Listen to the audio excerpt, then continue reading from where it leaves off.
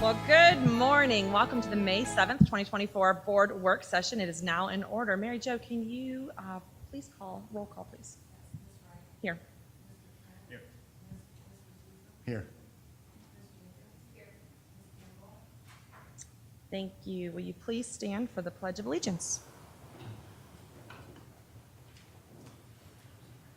pledge allegiance to the flag of the United States of America and to the republic for which it stands, one nation, under God, indivisible, with liberty and justice for all. All right. Well, we are in for a treat this morning. This is not your typical work session with all these wonderful smiling faces across the table.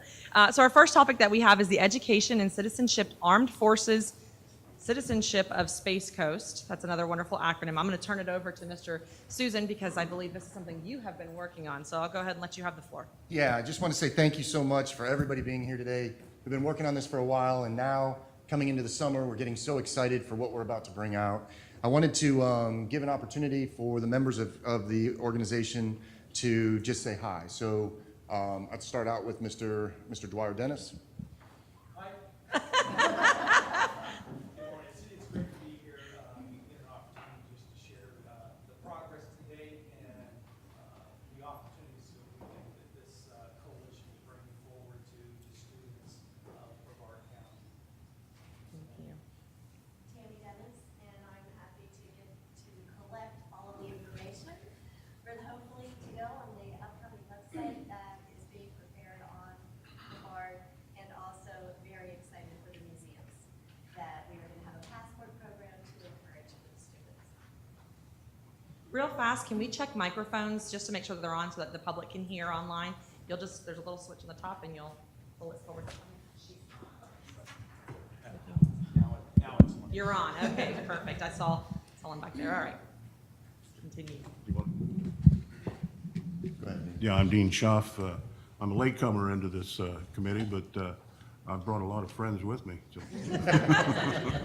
But yeah, I'm excited to be working with this committee and what we can get for the mob. I appreciate it. And Dean, just so everybody understands, this is the Museums of Brevard. Right. It's a coalition of 21 museums that have come together to provide resources and education for our citizens across the county. Right. What you're viewing here is many of the museums that are a part of that. I think, Dean, you're the vice president of the The mob. mob. They call it the mob, which is And pretty. Corinne here is our president of the mob. And you're the president. Yes, And I just wanted to say, you're also the head of the Veterans Memorial Center. Correct. That's Correct. it. So, okay, Thank you. go ahead. Yeah.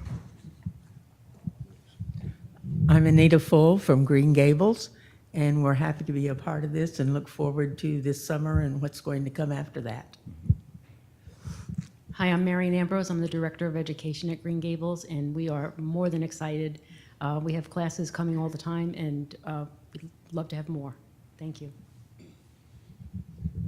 I'm Ben Badalik with the Vietnam War Exhibit and Education Center. Very excited about being here and being on the ground floor of this program. I think it's going to be a high point in education here. Morning, my name is Jay Freeland. I'm here as the board president for the Liberty Bell Museum down in Melbourne, Florida, and also represent the mob as the treasurer. I'll just say I'm thrilled to be 2 for 2 on non-standard meetings. The last time I was here was when my son's elementary school was singing, as you may all recall. So at some point I'll come to a meeting where it's a standard meeting. I don't know what that is.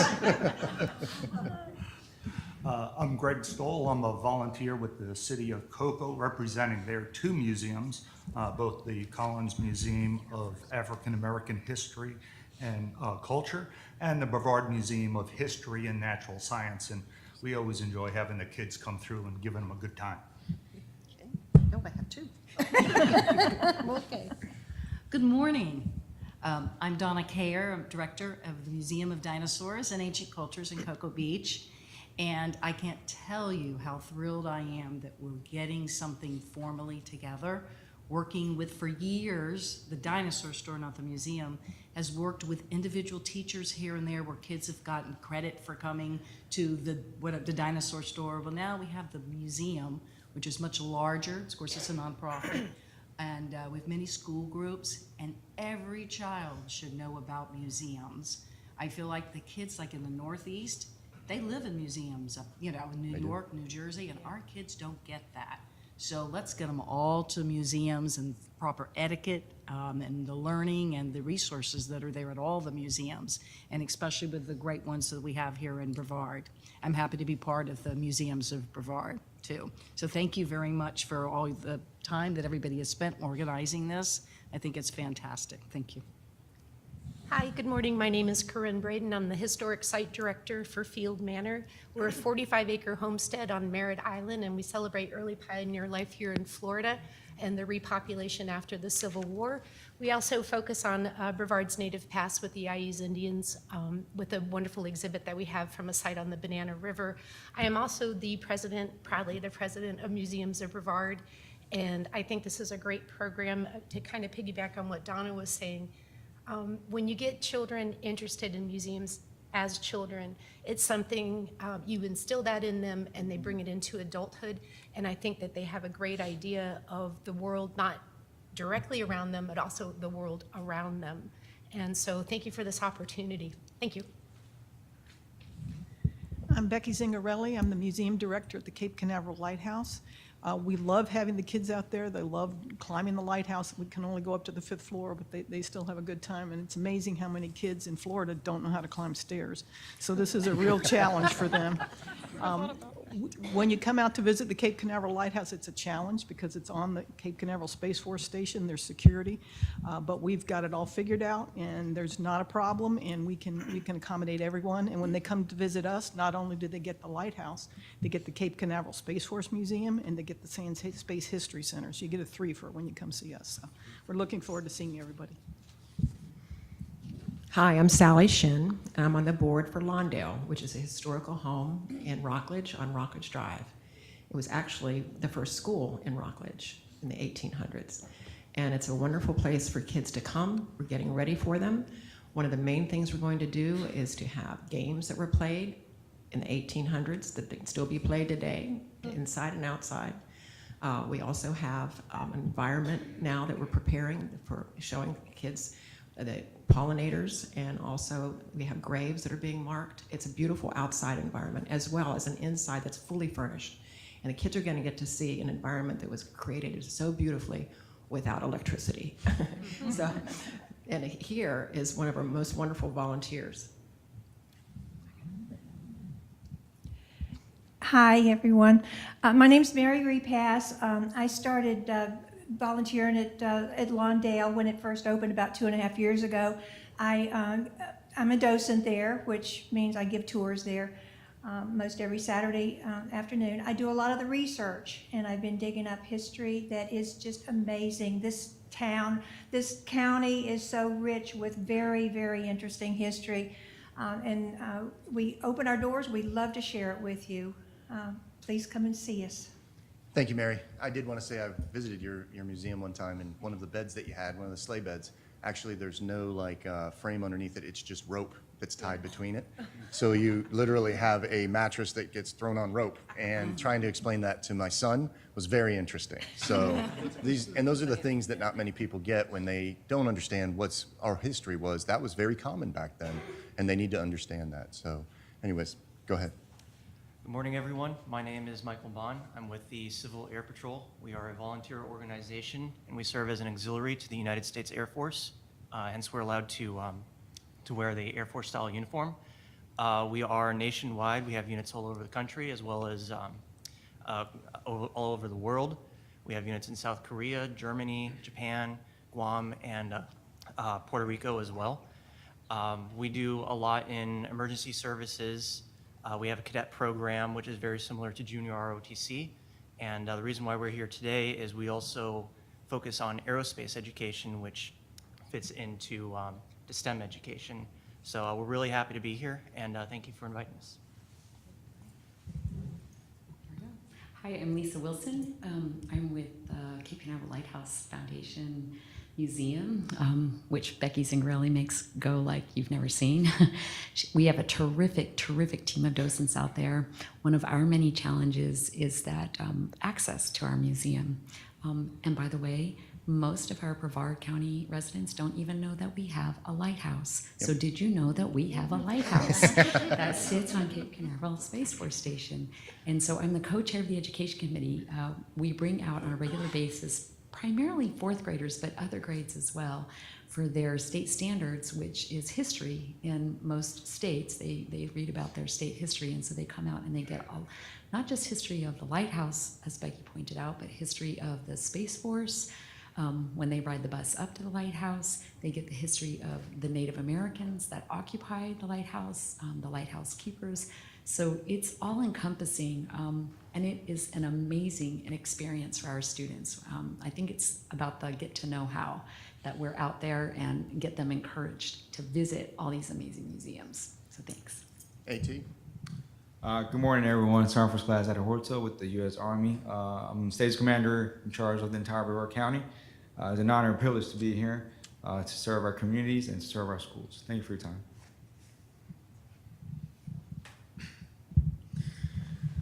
I'm Sergeant Barshman with the U.S. Army. I'm a recruiter. I'd just like to say thank you all for having us. You know, I didn't know we had a lighthouse either, so that's something, you know, I'm learning something new every day. I definitely have to take my daughter to it and check it out. It sounds like a great time. I am the recruiter primarily for Merritt Island, but I go to other schools as well. Thank you. Good morning. Staff Sergeant Sweat, U.S. Army, also the recruiter for Rockledge High School mostly. Extremely happy to be here. I enlisted coming out of high school, so I do relate to a lot of the students. I do enjoy talking to them. Thank you again for having me and my teammates here. Much appreciated. Thank you. So, with all those introductions, what we ended talking about is what is the ECAC, what are the goals, and what are we doing moving forward? So we formed this organization about a year ago, and it all started with Tammy and Dwyer at a restaurant, and he asked me to meet with them, and he said, you know, we have this amazing organization that has some amazing awards, but we just don't have access to the schools. And I said, you know, that's a common theme, and it's not anybody's fault in education. The issue is that I, as a school board member, should do a better job of connecting and bridging that gap that exists between there. So Tammy, his lovely wife, took on the responsibility for organizing all this chaos and has done an amazing job. And Dwyer has taken the lead as far as contacting many of the other organizations and STEMs and stuff like that. And Dwyer, you never say that you're retired military. Did you want to put that in there? Because that was, you never say that you're retired. Well, I retired from the Air Force in 2018 after 35 plus years in the Air Force.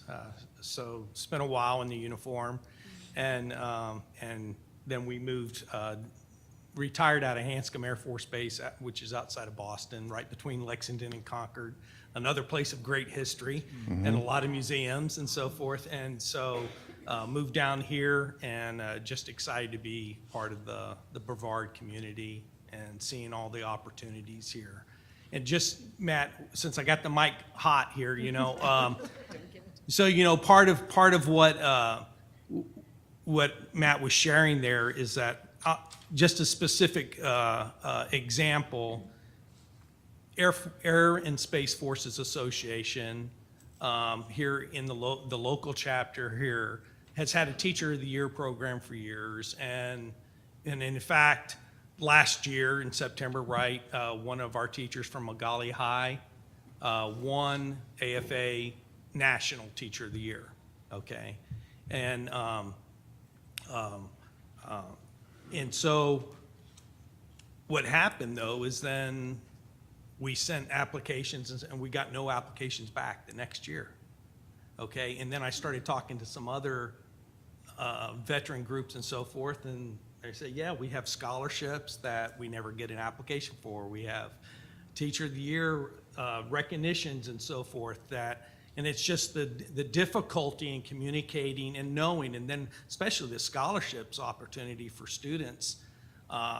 We say, okay, well, how can we build something that will allow the parents, the students, the counselors, the school be able to tap into that body of information? We said, well, let's get together, form a coalition, find out what opportunities there are, and start populating it. And so that's kind of in a nutshell where we're headed, and it's just been really exciting for Tammy and I to have a small part in helping pull this together. So the main goal of the coalition is not to basically be any of those components, but be the connection between all those components so that we can drive children to the museums, we can bring in the STEM education, we can have the scholarships and the recognitions applied for. So what we did was we established 3 major topics. We identified them, we worked through them, and now I'm going to take a minute and run through all of those, and then at the end, we're going to have an opportunity to talk about what we're going to be working on next after these 3. So the first of them is to leverage museums to promote historical civic foundations for Brevard students. Basically, we want to increase the attendance inside of our local museums. We want to increase students' knowledge of our local, state, and national history through attendance at the museums. And we want to promote the students and their parents to visit the museums, collectively learn and understand. Now, how do we as a school district support the museums? So the coalition came up with this amazing opportunity that we would message out what's known as the Museums of Brevard Passport. And many of you guys have it in front of you. What the museums have done is they've agreed to allow the students to have this passport, and as they come to visit each one of the museums, they get a stamp from that particular museum, and then the students will bring this and turn it in, and once they have at least 10 of them, they will then get a certificate, and that certificate will say that they've attended 10 of the museums. I already know my wife and all of her friends have gotten together the Museums of Brevard, a little map that you guys have, and all of the breakdowns, which we'll put as part of the communication, has just been, they're excited. And I think one of the issues is that there's never been a bridge, because you guys are not-for-profits, and it's difficult for you to build the media machine to communicate, and then for us to drive to you. So I think this is going to be a marriage made in heaven. And so basically what you have is 3 main areas. The students go and they visit 10 or more, they get a certificate. They visit the armed services ones, so there's the Liberty Bell Museum, there's the Tycho Airport, that's a certificate. And then also, if they come and volunteer at least 10 hours at one of your museums or multiple museums, that would be recorded through the Bright Futures, we would also give them another certificate. Basically driving the children to not only come view, but then also spend their times inside your museums to volunteer. And I'll tell you, many of you guys may have rules and restrictions on age requirements for volunteers, but my son at 8 years old can do a lot of different things, so try not to be dismissive of the young kids, because they'll be more interested in doing stuff and everything else. So the basic idea is that we create these 3 certificates, and we will communicate by sending out, right now, between now and June 1st, communications with the passport and everybody else through our communications department. And then once the parents see the passports and they find the materials that the county's already put together, then on June 1st, once school's out, they can start to go visit the museums. And then in August, January, and May, we will have 3 different board meetings where the students will come in and be honored. I do want to take a second. Jessica, why don't you come up here? She kind of hid back there. You can take Ms. Campbell's seat over here. I wanted to take a second and introduce Ms. Jessica Anderson, who has developed this Museums of Brevard Passport, and she's also developing the other components to what we're talking about and the certificates. I wanted to give you a second, Ms. Jessica Anderson, when you get a chance. Yeah, so I go to Vera High School. I'm a senior graduating this year, and they reached out and asked if I would help out to design the passport and the website and the certificates and everything, and I thought it'd be a great opportunity, and I've had a lot of fun so far designing everything, and I'm very excited about it. I didn't know we had a lighthouse, so it's been cool to learn about it. I've been telling my friends, I was like, you guys, we have all these museums, and all of us in high school, we don't know about them because we didn't get to go on I know I went to like the Kennedy Space Center in elementary school, but other than that, we didn't really do any field trips or recognition of our museums, so I'm excited to bring more attention to them and let the younger kids experience that. Ms. Anderson's also the salutatorian for Vieira High School. She's going off to University of Florida, but wants to stay committed to creating this connection. So with that, is there any questions as to the program? We're really excited to launch it off. Mr. Dwyer, did you have anything to say? No. All right. Did you guys have anything to say? We're gonna continue on 3. Yeah. Oh, I'm so sorry. I'm sorry. We're workshopping, so we can talk a little more freely, which is nice. This is amazing, honestly. One of the things that we do frequently is we approve field trips. And a lot of times I'm recognizing we are taking field trips outside of our state, outside of our county to show our kids things. And we have a lot to showcase right here in Brevard. Let me ask you this just for clarification purposes for families or people that might be listening out there. Is there a cost incurred with attending the museums? Should we know that ahead of time, or is there something that? I think we identified 2 or 3. So some of the museums do have a cost, but like Okay. the Lighthouse, that's a free museum. But not all the museums are free, but I think it's just nominal. City of Cocoa, we are free. We're supported by the City of Cocoa. Okay, wonderful. And I'm just thinking for clarification purposes for our families, they might want to know that. I absolutely love this. I would love to see our school board really take the initiative of, hey, we want to make sure our kiddos hit all of these museums. I didn't know, I'm born and raised Brevard County resident, and I am ashamed to admit that when you look at this and you look at all the museums we have, I have not attended all of them. I've attended a lot of them, but we have a Florida Surf Museum. What? I did not know that. I'm not from Cocoa Beach, so Steve, you probably do know that. So we have a lot of really cool museums to highlight, and I'm really excited about this. I think it'll be a really amazing thing for our students here in Brevard. That's all I have. You got anything, Jane? No? Okay, sorry, I'll turn Ms. it back over. Jenkins? Yeah, thank you. First and foremost, thank you all for being here. You know, the way to make progress in our school system is most beneficial when the community comes together and does it themselves, right? Because there's clearly buy-in from the people who are invested in providing this service to our students, but then that transcends into the community that you serve and the students that come into your building. So thank you for that. And also thank you for everyone for your service who have served. I'm excited. I grew up around the mob, but a different one. So this one offers a really nice benefit. My husband is a history teacher. He's an 8th grade American history teacher, and he also grew up here in Brevard County, and he is also very embarrassed to admit that he hasn't been to many of these places as well. And we made a commitment saying we were going to take our daughter to them, and well, I'm being honest, we haven't. So, but now, thank you for making me saying that out loud in public so that I'm held accountable and I have to do it. But no, I appreciate it. Thank you. Thank you for dedicating your time and your passion and your true, genuine service to our kids. Ms. Lisa Wilson, did you have anything to say? I did. Just to Ms. Wright, your point about how far we take our students. So I will give you an example that I just found out. So there's a young family that lives across the street from me, and their daughter's 4th grade class at Sea Park Elementary in Satellite Beach came to see us at our lighthouse. And it turns out, I found out about a week ago, they're also going up to St. Augustine. And the cost for those students is $95 for them to charter the bus, and they leave at like dark 30 in the morning to get up there, and they're gone all day. But we also had, as an example, a Title I elementary school down in Palm Bay that did not know about our lighthouse, and her students had never been on a field trip. And she brought those students, found out that we were free, brought those students, but they would have never had the opportunity if they hadn't encountered our other volunteer docent. And so I would really encourage our school. It's been very much a challenge for, I'm a co-chair with Kate Chase, is my cohort in crime, for us to get the teachers, and not just the students, but just get the teachers to understand all that's available to them right here in our community to bring our students as far as field trips are concerned. And so, to Matt's point, making it very evident of how we are able to get the word out to our teachers that these museums are here right in our backyard, and most of them don't cost a cent. I love it. I'm thank a you. huge fan. So. Okay. All right.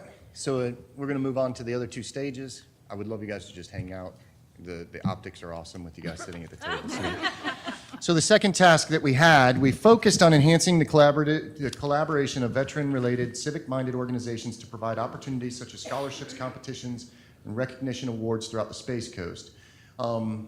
Did you want to speak to this, or did you want me to cover it? Well, I kind of took the mic earlier and talked about that and gave the example of the Teacher of the Year. But, you know, recognition programs in general, and I think to Lisa's point, so much of it, right, is about finding the connecting tissue and being able to communicate that. And I think through the website, through the mailers, as we put out the museum, it will create that energy throughout the community and an interest. You know, once they find out, they'll start digging, right? You, just like going to any other website, you start digging and say, okay, what else is out there? So basically you have the American Legion has Boys and Girls State, They have a bunch of essays that are competitions. They have a bunch of challenges for students. Not many parents know about these challenges. They don't know about the opportunities that are there. So what we're doing is for all of those challenges and opportunities for scholarships, we're creating a website. And that's what Ms. Anderson is doing, is that on that website, it'll have each one of the links for each one of the American Legions, Veterans of Foreign Wars, the civic-minded organizations, the Civil Air Patrol, and everybody else, and what they're doing by category. So if I'm a student that would like a scholarship, I go to this website. If I'm a teacher that would like to nominate another teacher for recognition for what they do, I go to this website. And if there's the other challenges and stuff like that, there's going to be a third website. Ms. Tammy, did you want to speak to that? I saw you grabbing the mic a little bit. Did you? I can. If you know of scholarship opportunities, you can email me the organization, a little description, if there's a point of contact, that's helpful for me personally. And then most importantly, I need the link that takes to the details so that on the school website, you can go, oh, it's a scholarship from the Air Force Association and it encompasses this couple sentences of things, I'm interested. Click, and then you get all the details. It'll take you right to the Air Force Association site. So that's the kind of information I'm collecting for any opportunity. It could be a camp, a competition, awards, all of that, and then I'll be working with Jessica to get that on the website. And I think many people may not understand the amount of, when we first did this, we said, well, we'll put them all in one thing, and then all of a sudden the lists started to come. And it is stuff that I've never even seen, and I know they're not anywhere near our school district or not anywhere near any of the opportunities for our students. We have many students that would take advantage of many of these scholarships that they haven't had the opportunity to, many of the supports for the competitions and stuff like that. So there will be a website that, the way we're doing it is we're developing the website on the back end, and then we're gonna post it on the website to the school district. We'll have a landing page, and we'll be able to edit the link to that, but it'll be on the school district's webpage. So with that, were there any other comments or concerns? So I think we're still on task 2 We here, are. but because I really want this young man to talk about Civil Air Patrol because it's a great example of STEM resources. And to this point about all of us being connected, one of the things that I think is interesting is just in our time, just like we're learning about a lighthouse, right? There's also organizations here in Brevard County, local chapters that provide, for example, flights, orientation flights for students and or for faculty. For free. For free. Okay, so we've had some folks that have joined with us, the EAA, the Experimental Aircraft Association and so forth. Other Civil Air Patrol has orientation flights. And our teachers could be, I mean, talk about an extension, a STEM opportunity and experience, right, to experience some of these activities. But as we get to task 3, we need. Yeah, I know no we got doubt. Michael is going to talk a little bit more about just some specifics that the Civil Air Patrol has relative to STEM education. Absolutely. We had Don Weaver, who was supposed to speak about the Veterans Speaking Project and some of the other things that he does. Don's an old friend of mine. We did the All-American Flag Act together, and then we started the Veteran Speaking Project, which is the largest veteran speaking project in the United States, is here in Brevard. And Don heads that through the Joe Foss Institute, and he was going to speak to some of the examples of what he was doing. But that's pretty much what we're going to do, is drive them towards the scholarships, the opportunities for recognition for the teachers, and then also some of the challenges and essays and stuff like that for that one. And task 3, we're going to facilitate the education and development of Brevard students across the STEM enterprise. Now this is the big one that we're putting together. So you have, across the United States, you have armed services and civic-minded STEM opportunities that go unfunded, unused across the United States. And it is sad, because we as a school district would love to have that opportunity. Dr. Rindell just put a STEM coordinator at every elementary school in our county. And right now, there's going to be a major need for supplies and STEM opportunities, which was one of the reasons we identified this as one of the tasks. You have many programs with the Air Force. You have the Cyber Patriot. You have, with the Navy, you have the Sea Perch that's underwater drones. You have all of these programs that if we were able to bring them and all of their resources to our schools, those two are already in our schools, but the Civil Air Patrol and many of the other ones that we found could also come in. So this is where we have an opportunity to listen to one of those organizations, the Civil Air Patrol, tell us what exactly you have that you would be able to offer. And it's incredible, the things that you have. So here's your floor. Thank you, Matt. So Civil Air Patrol offers a very wide array of resources that are available to educators.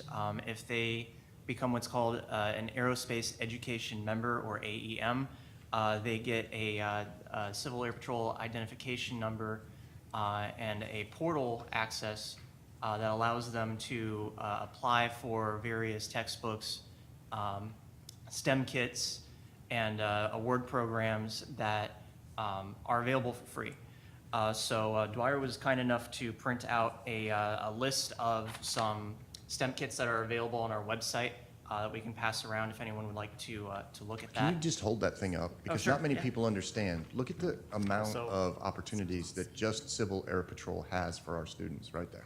So It's it incredible. goes everything from like astronomy to hydraulic engineering, Bebot code and Go mouse, so it's all different ages. It's from K through 12.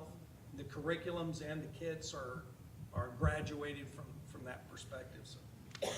What is unique about this is that you have funding that goes back decades. This is not, one of the problems we have in school district is that we have these STEM companies come up and they say they're going to promise all these things, they charge us a ton of money, and then they usually end up falling apart or don't end up staying through. You've had these opportunities for free for many of them for our students that go unused. So the idea is that when he's talking about hydraulics, that may be a STEM opportunity for some of our machining and mechanical engineering programs that we have. And then you have many of the other ones are to line to curriculum. So what we're doing is we're identifying all of the different STEM opportunities, and then we're going to work to identify with the head of STEM that's here. He's been at every one of our meetings to meet with us and find out where each one of these fit into the curriculum so that we can then hand that to the teacher. Problem I had as a teacher was that when the American Legion would come in March and they would say, we have all these scholarships available, we just need kids to write essays. And I said, okay, what's the essay on? And they would say, it's on the American Revolution. I said, I covered that back in August of last year. There's no way I'm going to stop what I'm doing to write an essay about the American Revolution in my class. So along with those, along with the STEM opportunities, there's a major curriculum that each one of our schools is going through. It would fit perfectly and be identified inside of that curriculum. So that's what we're going to work with staff to go ahead and identify where these could be as an option for our STEM teachers to be able to take advantage of when they get there. And I think that once that becomes part of the opportunity, it expands it. So I didn't mean to cut you off, but I just wanted to kind of give that piece in there. Go ahead. Thank you, Matt. So one of the programs, well, I should probably speak about the textbooks. These resources are provided courtesy of the United States Air Force Department of Defense, so they are free. The textbooks specifically are, they provide up to 6 of them, hard copy for free to educators. And again, becoming an Aerospace Education Member is just a one-time fee of $35 with free annual renewal. So $35 gets you access to so many different resources that are just invaluable to educators and their students. And then they also provide lesson plans that are available. And as was mentioned, the Teacher Orientation Program, also called TOP, which is an opportunity for educators to fly in a Civil Air Patrol aircraft with an experienced pilot and be able to connect what they teach in their classrooms to a real-world scenario in aviation. And oftentimes this also involves flying the teacher over their hometown, showing them an aerial view of it, as well as over their school. And some schools also take it a step further and they bring their students outside so that they can see the aircraft, they can see the teacher flying the airplane, and they can even set up speakers so that the teacher can call in, because we're flying low enough to where we usually get cell phone reception. So it's a really cool opportunity. It encourages a lot of students to pursue a career in STEM and aviation specifically, and we are really looking forward to getting more engagement from Brevard County. So is that just for students, or can Megan and I when we get up there? Because we want to do it too. I want to fly right over ESF and say, Dr. Rendell. So, yeah. You like the ground? Oh, okay. So Teacher Orientation Program is specifically for educators, but students as well do have an opportunity to fly in the CAP aircraft. It's a little bit more involved. They would have to become full CAP members as cadets, and if they are below the age of 16, they are provided up to 5 what are called orientation flights, powered orientation flights, which means flying an airplane with an engine. They also get 5 glider orientation flights that are free of charge, and that shows them the basics of flying an airplane, and basically the only thing they have to really pay for is the gas to get to the airport. So Yeah. That's for, you said under 16 or over 16? under 16. Under 16, wow, I'm okay. telling you, like the stuff that we started uncovering as part of these STEM programs is incredible, and they just get underutilized. Thank you so much for that. Did anybody else have anything to say, Dan? Did you want to say anything to him? No, thank you guys so much for all coming. I'm like really excited about this, honestly. And is this in the finalized version? I mean, can I? They take have to this? approve the finalized Okay. version. I'm like, and then we push it, right? All right, perfect. Well, I'm hoping that we can get this approved before summer. I mean, I know we have a break coming up, and we would love to get our kids. I would personally love to get my kids into the museums I have not seen.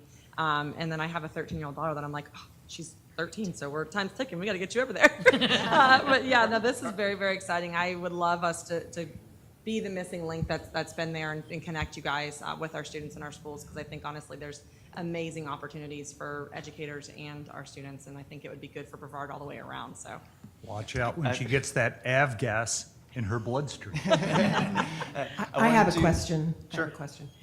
Where can we access the information you just given us? That's So going to be the yes, website. the website is gocivilairpatrol.com. And do we have a list of websites for today? I believe so. That's what we're putting together. So Okay. this is one opportunity. There's many others, Yeah. and we just wanted to. He's probably the best out of all the opportunities. The idea is, to be honest with you, I mean the resources you have behind it and your organization. That's no, I'm saying for STEM, for STEM, for STEM. There's no other STEM here.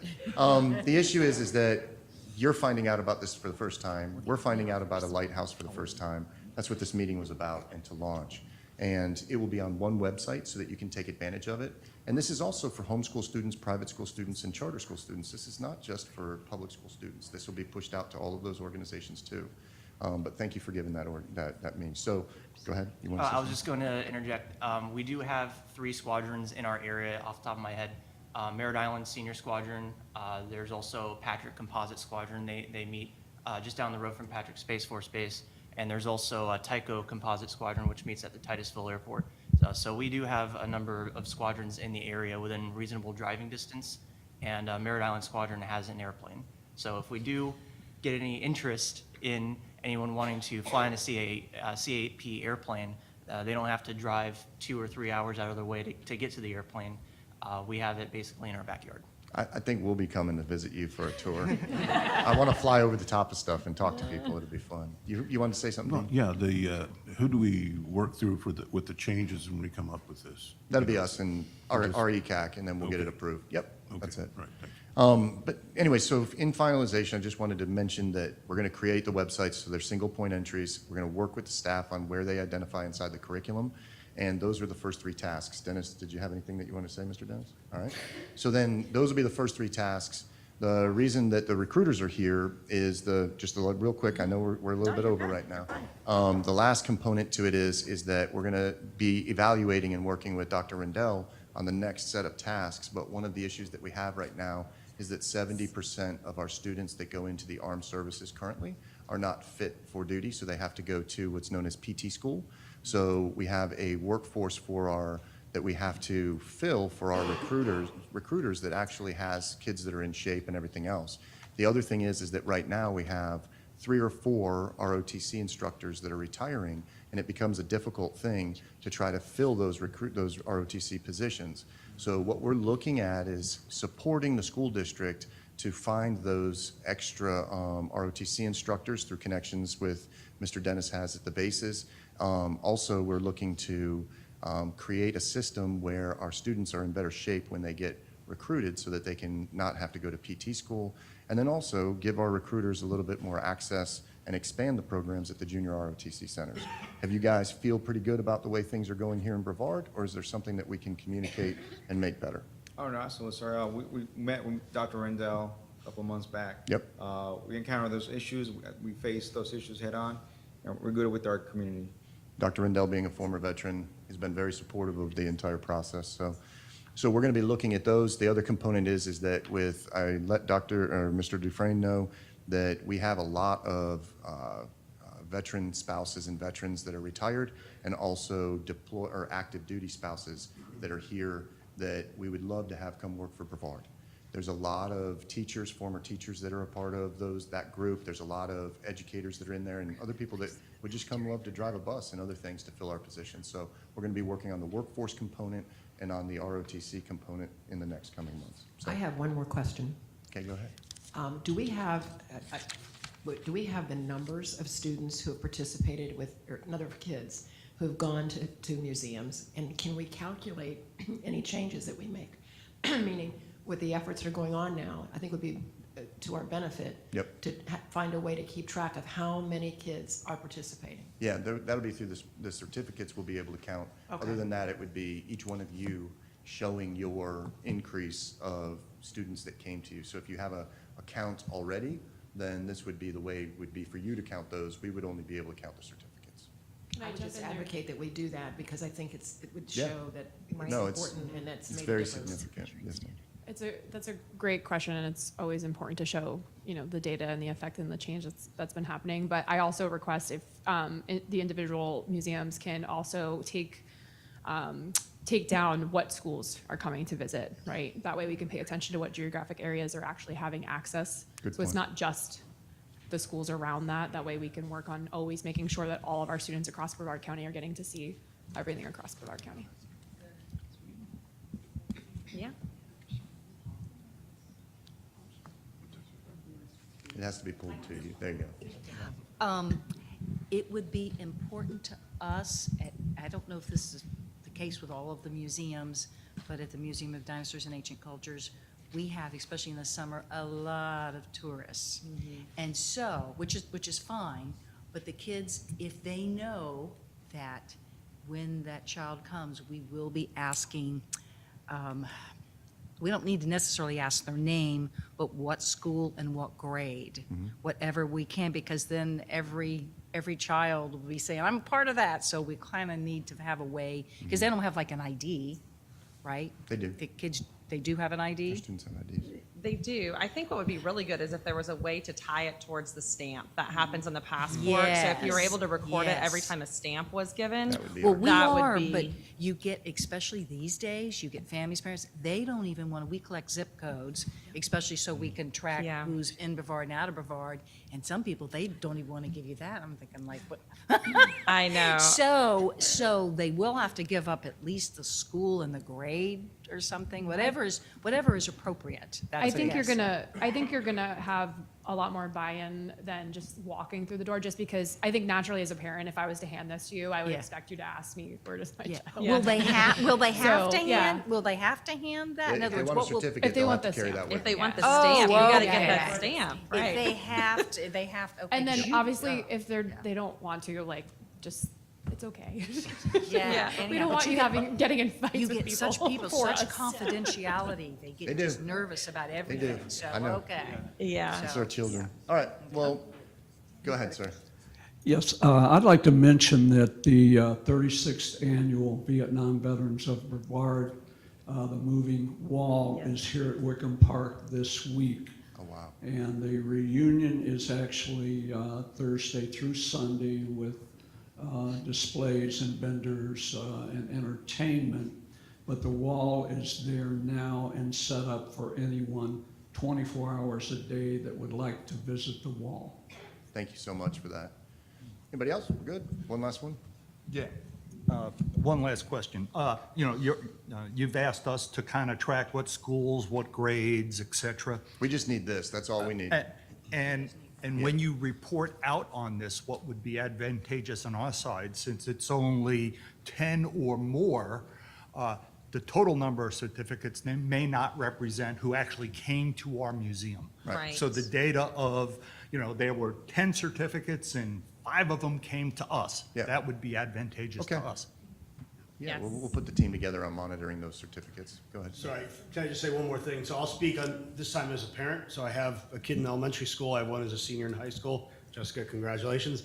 I just want to say what you're trying to do here is amazing, because I didn't know about the Liberty Bell Museum until we were searching for things to do during that short window that we got shut during COVID. Yeah. And they opened up the museum just for the 4 of us to come in, and then next thing we know, we were volunteering, right? So, and my son, my older son, he went to Boise State last summer. He didn't know about it in advance. His AP Gov teacher said, hey, this is in your wheelhouse, you ought to apply. He's like, okay. So the fact that you're trying to promote all of these and push more of it out there for people to know about, I think is awesome, because it is not as prevalent as you would think, that information is not all out there. So I think this is awesome.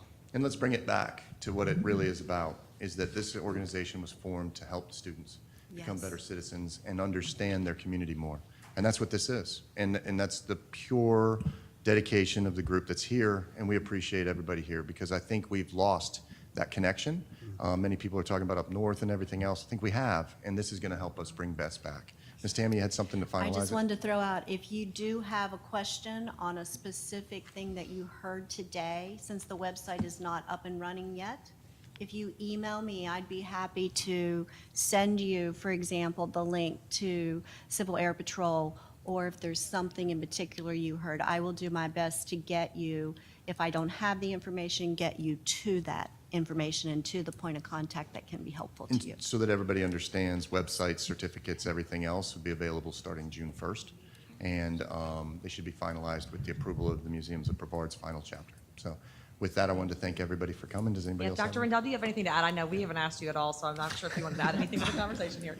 I said a couple things. I want to circle back to the recruiters because they didn't really get their due. It's not about, they don't want access to our schools just to get future soldiers, sailors, and airmen. They actually do a lot of education. They have a lot of programs they bring into our schools that benefit all of our students, not just ones that are going to go into the military. So I want to make sure that everybody understands that the access they're getting is to do all of that, not just to show up to try to convince people to join the military. They have a lot of educational components that they bring, and we want to make sure that our students have access to that. Also, do they still do Young Eagles flights? All right, yeah, my children participated in that when they were younger, so it's another way for people to get children to get a free flight. So just Google Young Eagles, you'll probably find it, and they do it at some of the local airports. It's pretty cool. Thanks. Very good. Thank you guys so much for coming. We're very excited about this partnership. I think it's going to do amazing things for our community and our students, so we appreciate you. Thank you. All right. Thank you. Thank you. Ms. Red, I'm going to walk them out. Keep going. Take a 5-minute recess real fast. That way we can regroup for the next presentation. Thank you.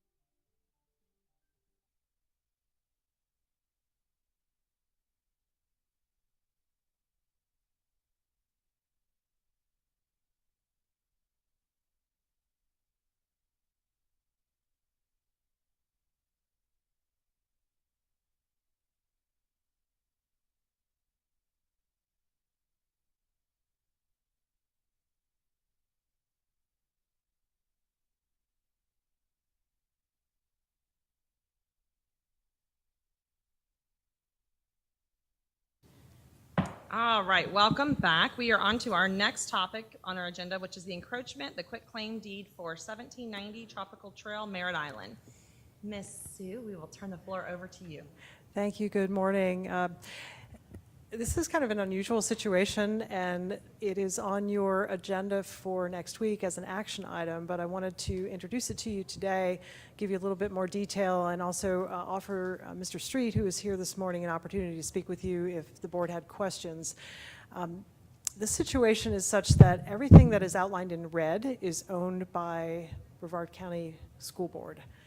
And at one point in time, the property that's outlined in blue, which is now owned by Mr. Street, was a part of that parent tract. And the party that dedicated the property in red to the school board also owned the property in blue.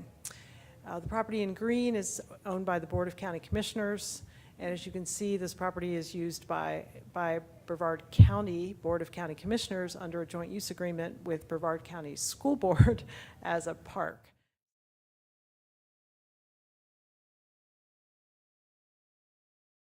And I'll show you the detail, and found that this area in green is actually part of the property owned by Brevard County School Board, but the owner, when he separated the properties, apparently missed a few feet on the legal description, so that Mr. Street's property does not include that green shaded area, even though it has been like that since its inception.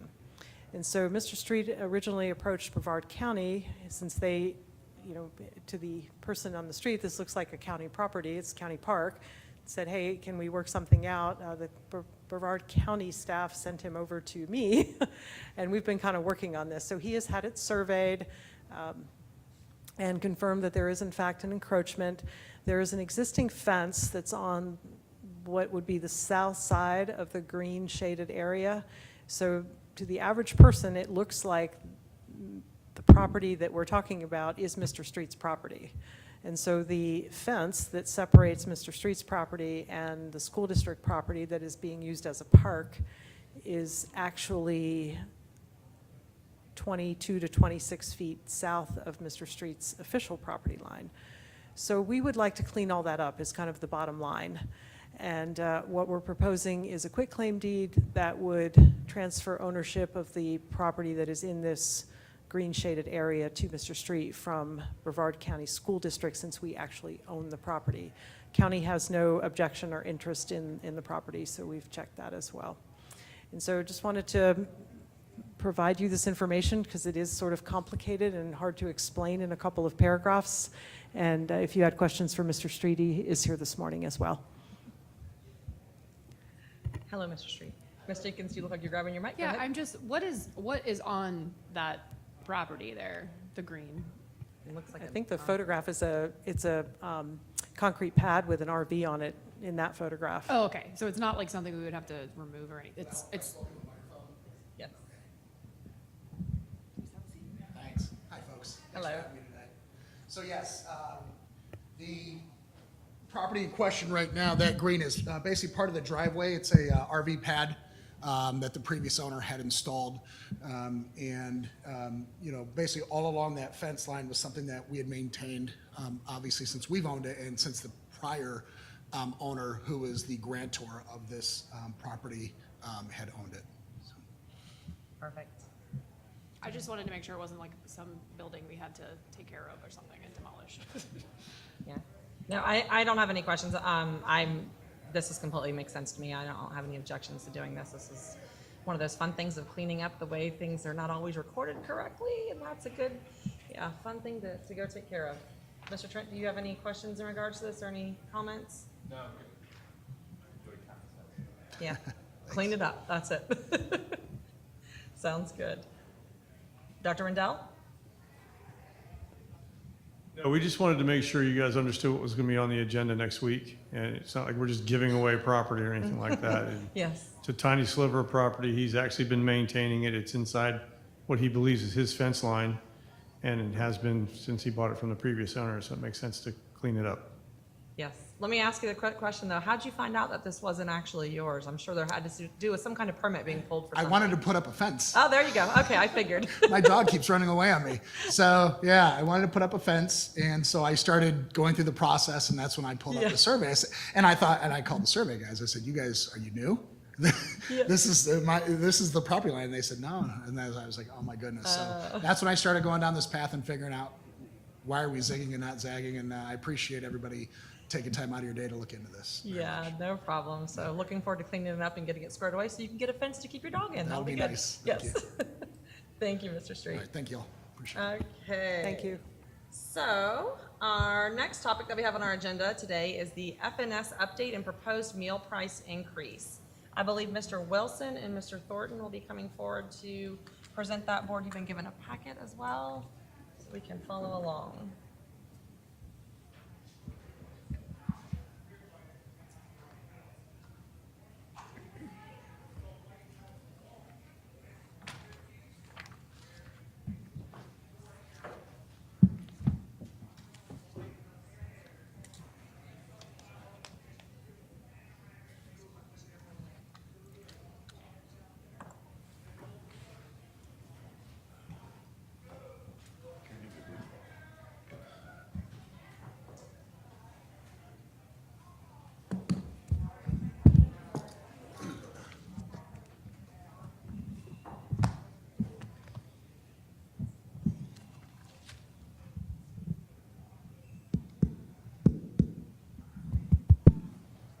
Good morning.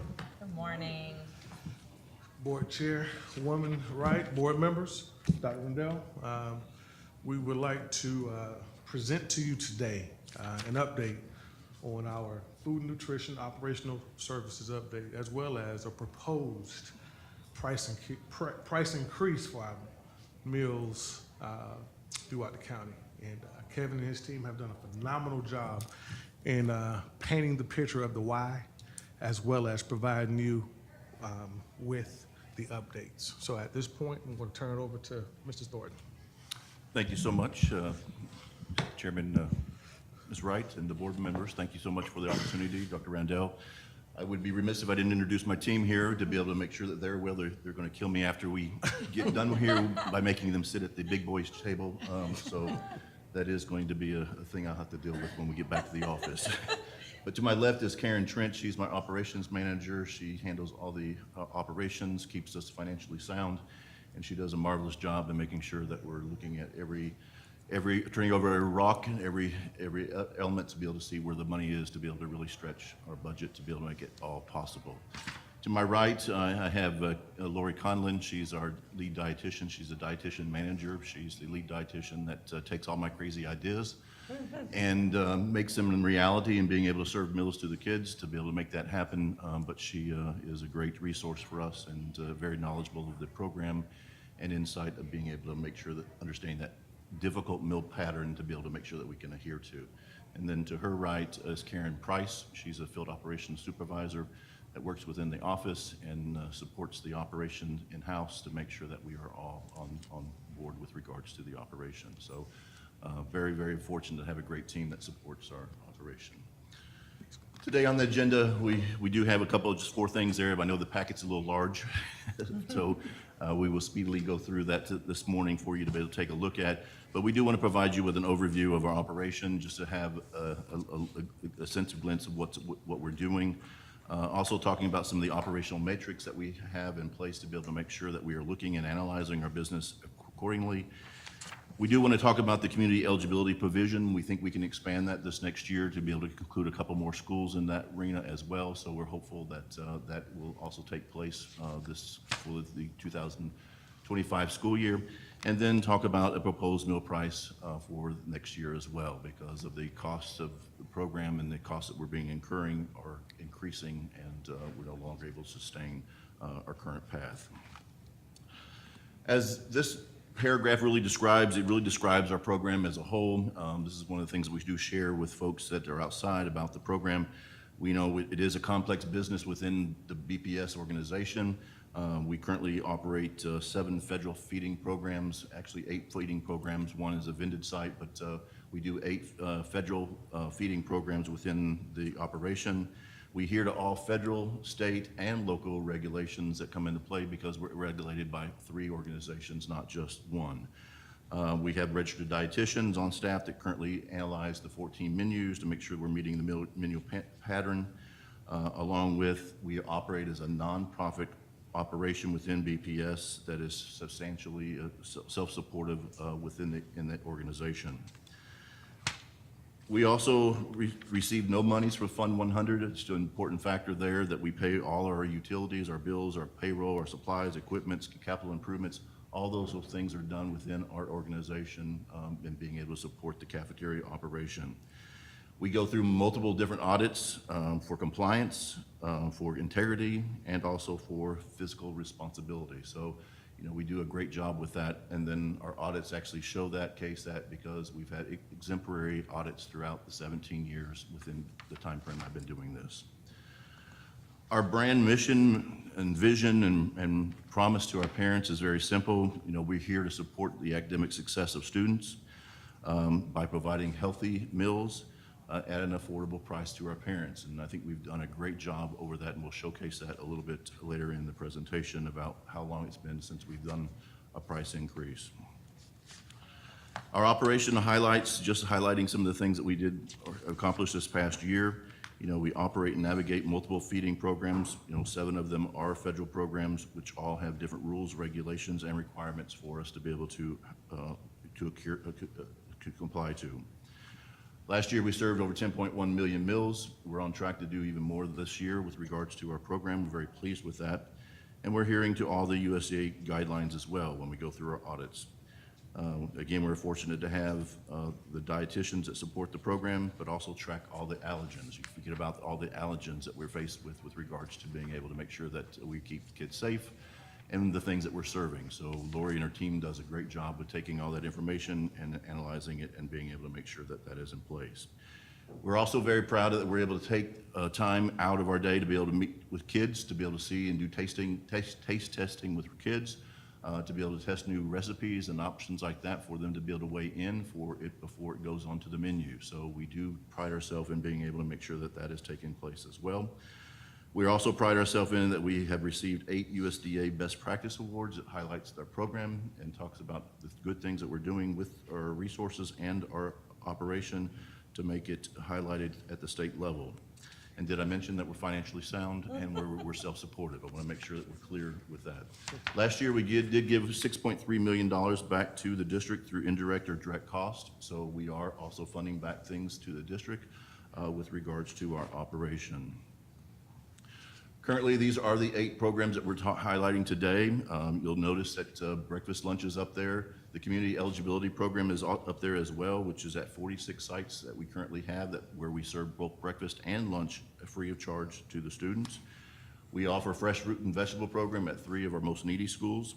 We also do the Department of Health child care food program and being able to provide a during the day Head Start snack to the 12 sites, along with their after-school snack program, which is really a supper program at 37 sites as well. So we're doing that as well. We also support our before and after-school program at 20 sites there with vending meals or vending snacks to them.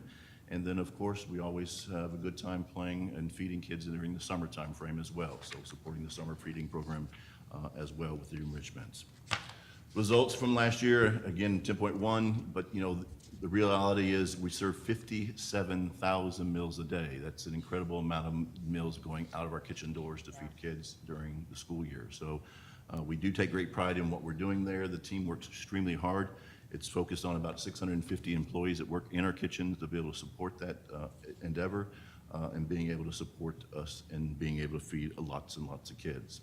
Our total revenue is $47.6 million and our expenses at $45.1. And our total reinvestment back into our cafeterias, which is capital improvements, was $4.9 million last year.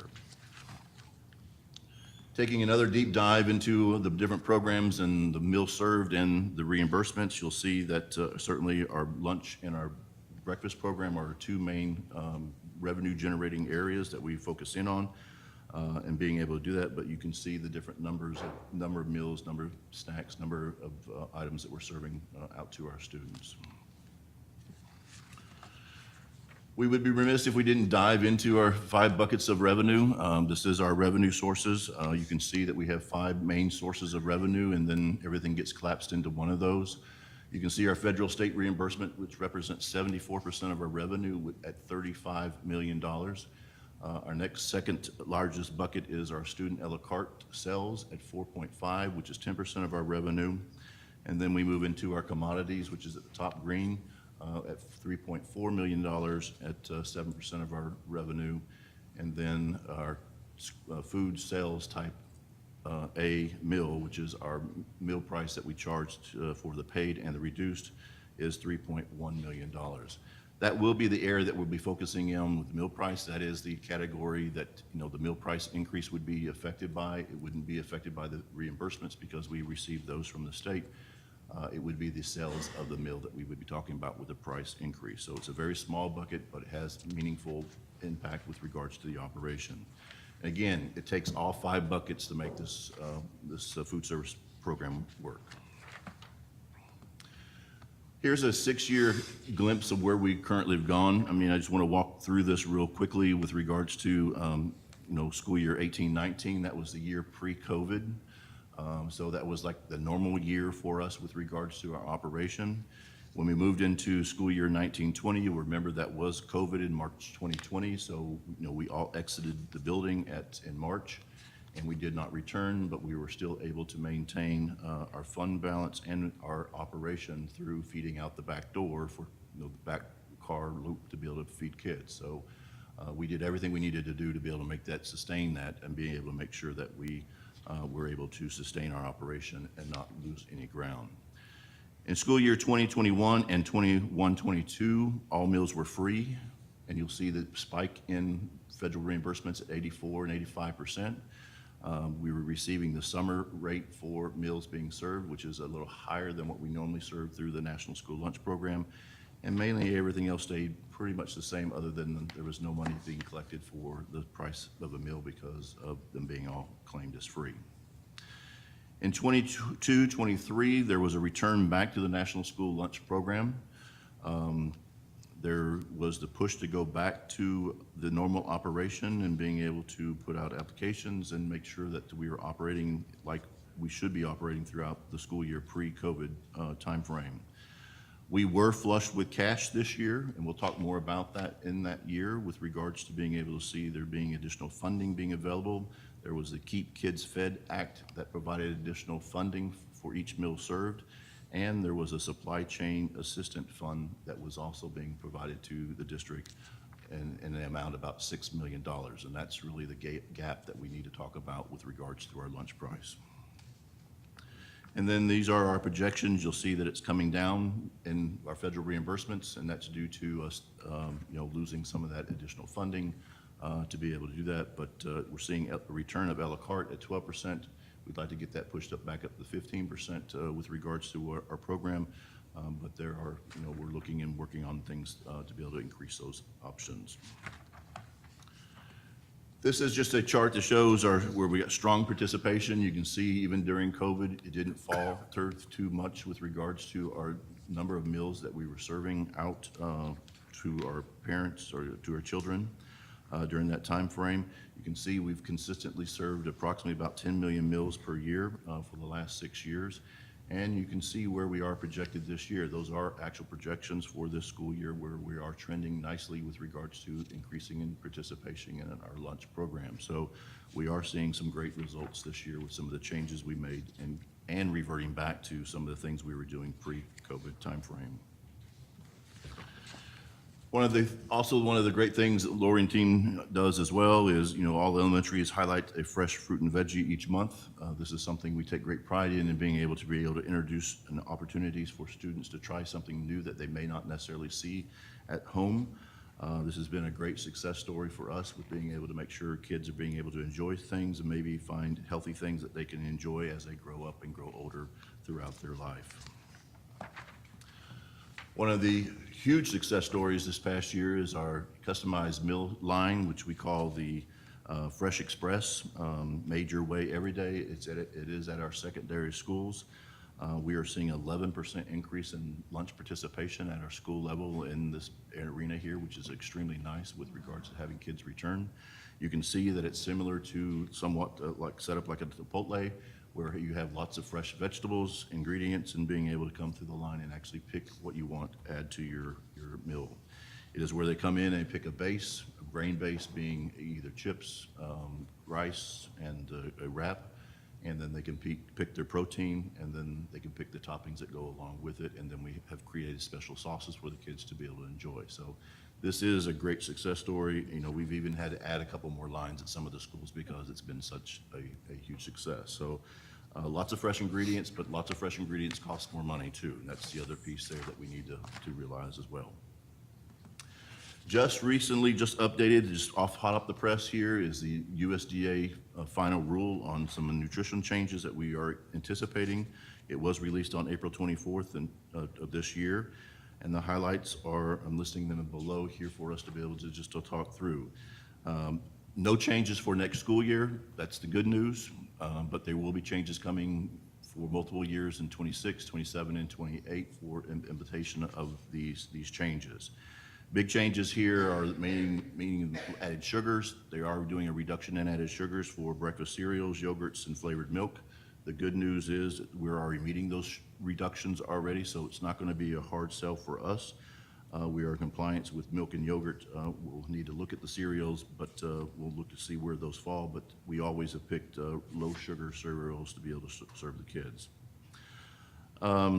The other change here is a sodium reduction. There is a planned sodium reduction here, a 15% reduction in lunch and a 10% reduction at breakfast, and that will need to be implemented by 2028 timeframe for us to be able to meet that. The good news of this is it's only one reduction in sodium instead of the 3 that were initially planned. So that is, they are stopping there at this point in time and Can I not ask a requiring. question, just because Yes, I don't ma'am. know this? When you say 15% and 10% reduction, is there I would assume there's a base amount that you're allowed to have, not so much, because if you were already low, you wouldn't have to reduce it by 10 or 15%. Correct. You're saying we are going to have to reduce ours by 10 or 15%, or? We're currently meeting the pattern from the guidelines of where it sits. We would have to reduce, it's a reduction from the total. So Okay. if it's like 1,000 milligrams, it would have to be Right. a reduction by 10%. So Okay, all right, thank you. That's what it would look like. And Lori certainly can talk more, more in depth about. It's by grade level, so there's already guidelines in place, so Kevin's referring to reducing from the current guidelines. From the current guidelines, okay, all right. And if you want that information, we can give that to you as well. But I mean, there's a detailed chart that actually goes through and actually looking at the different meal patterns. Okay, thank you. Whole grains, no change there. We're thankful for that as well, that they're not making any additional whole grain growth there with regarding increasing whole grains needs. Milk, the change there is the sugar, but we're still able to offer flavored milk because that was on the table to take flavored milk out of the schools. And so we're pleased that that did not happen because that would be a huge hit to us from the kids' participation in the milk arena. We do expect some type of, as manufacturers are having to go out and reformulate items, that does drive cost up. So we are anticipating that there could be additional cost in items as we look to move forward through this and getting to the 2028 requirement for the reduction. Changing gears just so slightly here is looking at what FNS has reinvested back into our cafeterias. We believe in keeping the operation strong by making sure we have working equipment in our kitchens to make sure that they stay in order. This slide captures the capitalized, the non-capital, and the renovations of what we've done over the last 6 years with regards to the investment back into our program. So yes, we have money. Yes, we're putting back. And in the 6-year time frame, we put $28 million back into the schools with regards to updating and refreshing and putting new equipment into the schools. So again, there's lots of success stories there with regards to that piece. Just to highlight some of them, I just went back a couple of years, summer of 2022, we renovated Merritt Island and Satellite High, and being able to make that happen there. We also provided new dining tables and high tops and booths for Cocoa High and refreshed the walls. We also provided 3 schools with new serving lines and 6 schools with new walk-in cooler freezers. And then we did to also replace equipment. We're constantly replacing equipment as needed at failure with regards to the school of about $480,000. In 2023, summer 2023, we renovated Rockledge, and we also did a Roosevelt serving line update there with regards to moving the line into the cafeteria instead of them entering from the outside of the cafeteria. We also replaced 3 serving lines at 3 different schools, and then 5 walk-in coolers, and then again, replacing equipment as needed throughout the years. Summer of 2024 has got a pretty large list. We're actually being very aggressive. We were able to lock in with Sue's team to be able to help us with being able to get some of this work done and adding a couple more projects to be able to get completed. This year we have on our books to renovate Bayside, Edgewood Junior Senior, and Mel High, retouching the serving line there to make it more advantageous for kids to utilize the inside. We're also replacing 8 serving lines and 6 walk-in coolers, along with we have a floor project replacement being done at Heritage High because of the grout coming up and the water getting underneath the tile. And then again, we're replacing equipment as needed throughout the school year. We're already talking about summer of 2025 and trying to figure out what our plans are because it takes a year to get all this put in place, especially with the renovation projects. We are targeting Heritage and Viera High for the renovation for the summer of 2025, and then we will continue to renovate and replace serving lines and walk-in coolers as needed, and the same thing with equipment. One of the other things I do want to point out is we'll be going out for an RFP for a new software for our front of the house, back of the house operation to be able to support the operation. Our current vendor is giving us notice that they're planning on exiting the K-12 market, so that will be something that we will be going out for and looking for from a software support for the cafeteria. And that won't be cheap. Looking at our fund balance real quick, you know, the green bar represents cash, you know, green stuff, and the red represents the expenses to our program, and the yellow represents our fund balance for the past 5 years with our projection of our currently where we are for this current year. You can see we've been flush with cash with regards to looking at the operation. The telltale sign here is what's happening this year and after that we need to be concerned about. You can see our fund balance is drifting south with regards to our operation, and we are planning on running in the red this year. So we do need to get ahead of the game with regards to where we currently stand and get our budget balanced. Just real briefly, we do want to touch base on the community eligibility provision. You know, this is where we provide both breakfast and lunch at no charge to all students while eliminating the traditional meal application at the school. It is a 4-year cycle. Schools are qualified based on the percentage of direct certified kids, so there's no need for parents to submit an application. Schools are reimbursed for meals by either the free reduced rate, the free or paid rate, and a combination of the direct certification times the 1.6. So it's a calculation of being able to figure it out, to figure out how you can maximize the reimbursements to work in your advantage. The school is required to participate in both the National School Lunch and Breakfast Program. To qualify, schools must operate at a minimum of 25% or more of their students at direct certified by April 1st and of the prior school year. However, 62.5 is the sweet spot that you can claim all meals free at that site. So you're targeting the higher percentage, and you try to bring in the lower schools into that equation by grouping the schools. So you can group schools. This is a current list of the sites that we currently have on provision of the ECEP.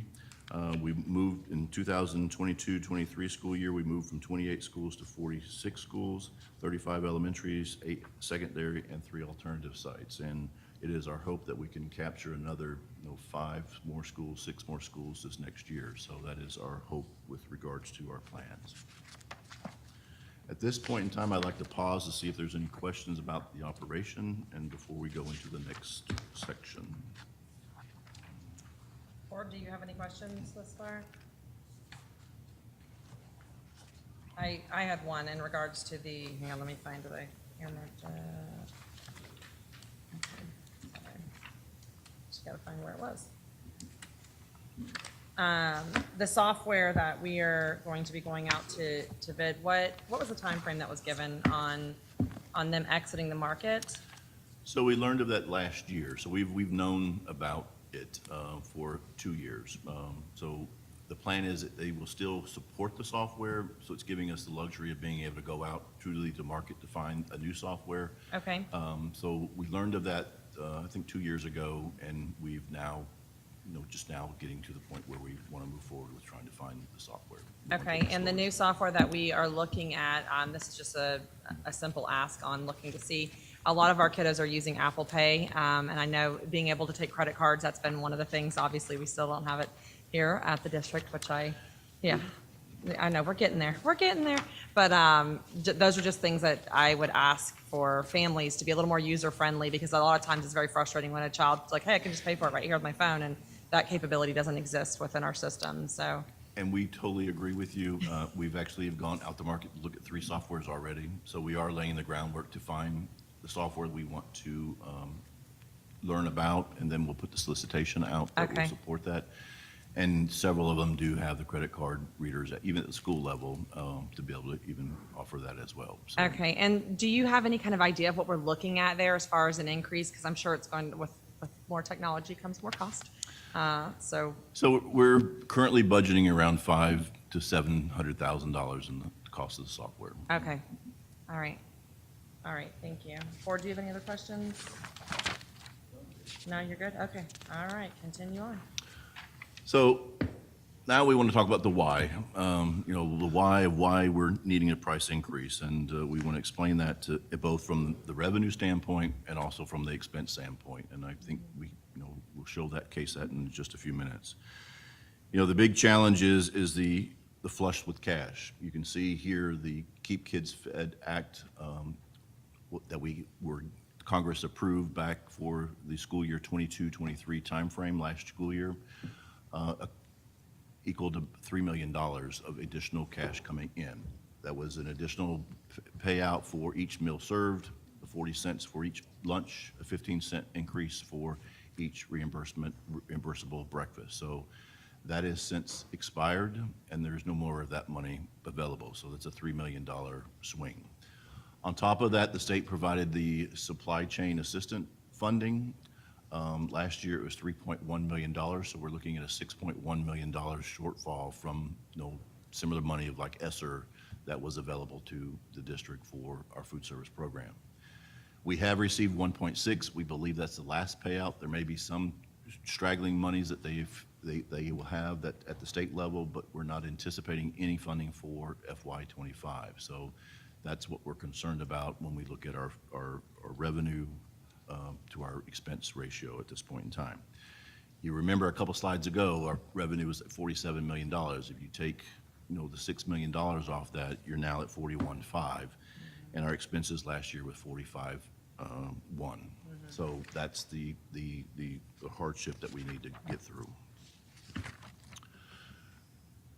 The expense side, we're all feeling it at the grocery store. We go with the Publix now, 2 bags cost you $100. I mean, it's not like it used to be where you could get some deals out there, but we're all feeling the pinch with the groceries. Our food costs, if we're comparing ourselves pre-COVID timeframe, our food cost is up 20.6%. It's higher prices, supply chain shortages, and substitutions that we're fighting against with regards to that piece. The other caveat there is our labor costs, 31.2%. When we moved the minimum wage to $15 an hour, we were dealing with minimum wage increases and also compression to be able to work through that with the district. So, and those are your number 1 and number 2 expenses for the program, is your labor and your food cost. Supply chain supplies that we use in the cafeteria is up 33%. It's just escalating raw materials and limited inventory, and we're seeing that as well. But that's the changes that we're seeing here. So how do we deal with that? This chart just really gives you an indication of where we currently are. You can see by the graph there that we can see the different increases by each year. The alarming part is the current trend is still at 90.4% increase. So we are still trending upward, not quite a double digit, but almost a double digit increase for just comparing last year to this year in our food cost. And then these are just some examples of some of the popular items of the kids, from choosing, from what they eat in our cafeterias. You can see some of the changes that we made internally because we wanted to move to the bone-in chicken wings. along with upgrading our chicken patty to getting back to the pre-COVID offerings that we were doing. So there are some things that we did internally, but we're still seeing the pain of increase happening across the board with goods.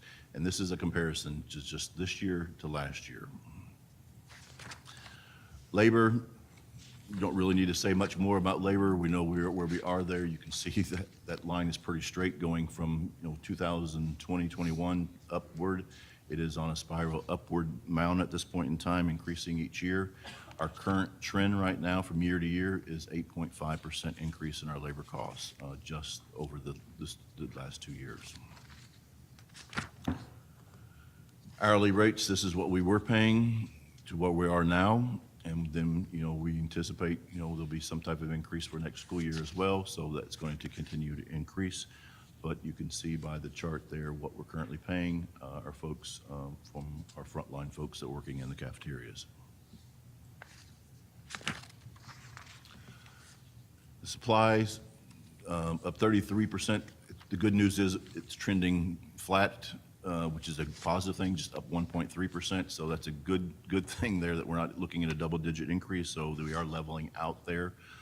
And again, some of those things are because we're able to get some things overseas and some things of that nature that can help drive costs down to be able to help support that piece in the supply area. And here's just some examples of some increases that we're seeing just this year to last year. Again, raw materials are the premium, and Lori and team does a great job trying to find alternate items to be able to lower cost, and that's what we're always competing against, to be able to try to figure out how we can reduce cost. So that leads us to where we are with an increase. So in the past 32 years, we've raised lunch prices 4 times. We've been very conservative with our lunch prices and only come when we need to ask for them. And we are here today to offset that because of the additional costs that we're incurring. It's time to seriously consider that we need to move forward with a price increase for next school year. You can see the 3 years, really, it's a 3-year plan, but it's actually increased 4 times because the last one that we did was a 2-year plan to be able to increase lunch prices. You see the great value that we are offering for the low price lunch price that we're offering. So this is our current lunch price. Breakfast is free to all students. Adult meal price is $1.60. Our lunch prices for the elementary is $2.10, secondary is $2.50. Our reduced is always 40 cents, and the adult price meal is $3.10. So still, very, very low when you look at when you go out to eat or go somewhere to buy a hamburger or cheeseburger or a chicken sandwich somewhere. This chart shows you the federal reimbursement rate by student status plus how students pay based upon their status, which equals the total funding received for each meal. So on the left side, you see the free, reduced, or paid. You see the federal reimbursement rates that we get for the meals served. And then you can see what the student actually is paying for those meals. And then if you work your way across the chart, you can see that we're actually losing money for our paid students' meals, 60 cents at the elementary and 30 cents at the secondary schools. As another means to be able to look at ourselves internally and seeing it, so we're not just utilizing one tool. The paid lunch equity provision was mandated by the Healthy Hungry Free Kids Act of 2010 that ensures sufficient funds are collected and provided for meals served to students that are not eligible for the free or reduced price meals. This ensures the schools are not charging less for school meals than it costs to produce the meals. It ensures the federal funds intended for the free or reduced paid lunches aren't supporting the paid student meals. And it ensures the schools have funding available to support the serving nutritious meals to all students. So how it works is the federal reimbursement provided for a free lunch less the federal reimbursement for the paid lunch. So the free reimbursement for the free reimbursement for a lunch is $4.35. The paid reimbursement is 50 cents. You subtract the two, we should be charging $3.85. I'm not advocating $3.85 that we move to, but that is the guide there. Bavard's weighted lunch price is $2.32. That creates a gap of $1.53 per meal that we're serving. So that's where we need to reduce. The next graph just indicates where we are. This is the largest graph gap that we've had in the years that I've been here with regards to where we currently stand. Again, this just showcased the need for us to be able to looking and considering a price increase. We are experiencing through our profit and loss statements that we supply each of the schools a loss at several schools this year, around 20 schools that are showing in the red right now, and it's due to them being low free reduced students participating in the program that's driving that loss. Here we just wanted to show what the impact, again, it's not a large bucket, it's just where we got to have all the buckets coming together to be able to make the whole with regards to our revenue. $1 increase to lunch prices generates $1.5 million. A 60-cent increase to our lunch prices equal around $935,000. 40-cent increase equates to $623. So again, it's not a lot of dollars that we're, by raising lunch prices, but it's how it all comes together as a whole to make the revenue work. We are suggesting, providing you with 3 different options to consider for a price increase for next school year. Option 1 is a 1-year plan, which generates $752,000. It moves our elementary price up 40 cents from $2.10 to $2.50, which generates $276,000. Our secondary price is we were asking for a 50-cent increase, moving it to $2.50 to $3, and an additional revenue that it generates is $433,000. The adult prices don't have a whole lot of sway in that, but we do feel we need to increase them to be relevant with what we're offering and making sure that they're not loss leaders for us with regards to what we're offering, $1.60 to raising it up 40 cents for breakfast to $2, and you can see the different, you can see the big, about $4,000 in increase. Lunch, 50 cents to $3.10 to $3.60, and $38,000 increase here. If you look at the bar graph, you can see that, we're not increasing it enough to cover the red or the expense side of it. You can see that we're balancing it out somewhat, but we still need a little bit more to be able to make it sustainable. And you can see that we're continually to draw down on the fund balance. The one thing that we want to do is we don't want to be drawing fund balance to cover the day-to-day operations. That should be used for, investing back into the program, and that's what we want to move forward with as we look to move forward. Option 2 is a 2-year plan. The 2-year plan gives us, so it's not as a hardship for our families and being able to do a 2-year plan, but also being able to increase it gradually as we look for a 2-year time frame. Again, keeping with the 40-50 increase for both with lunch at elementary and secondary, it is adding another 30 cents on the second year for us to be able to increase it too. And you can see the different amounts that generates. Here you can see we're very close to getting it pretty close with the revenue and expense side of it in projection for 2026. And we're plateauing our fund balance to make sure that holds true, and then we can start investing from that point forward. Option C is still staying with the 2-year plan. It generates $1.5 million, and this one really brings us to equalization with regards to our fund balance. It does add another 50 cents on the second year. But just wanted to showcase that as for what that would impact, because I think it's important to see what it would take us to get us to be cost neutral. Any of these are great values to our parents. We got great value being offered to our parents with regards to what we're offering. Remember, breakfast is free at all sites, so you're really getting 2 meals for the price of 1 with regards to the operation. The change there that we're looking for is just looking at the second year, adding the second year there to be able to make that happen, and that we're not having to come back next year to ask for another price increase. But you can see the impact from parents. Again, you're getting 40 meals, actually get breakfast and lunch, so it's 20 meals, 20 breakfast and 20 lunches for that pricing there. It's important that we also compare ourselves to other school districts to see where we currently stand and what we're doing.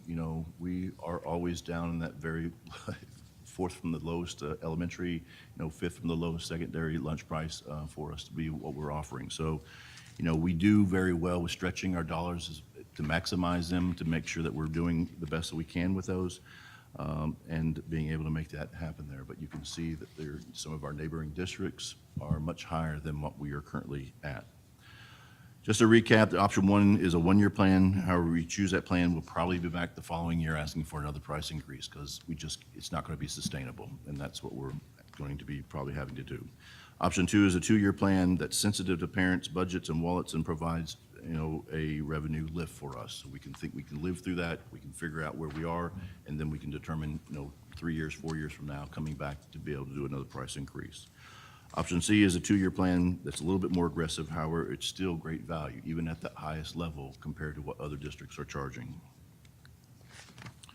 And with that, I'm going to be quiet and see if you have questions for us. All right, board, I'm going to turn it over to you first. Ms. Jenkins, do you have any questions or comments?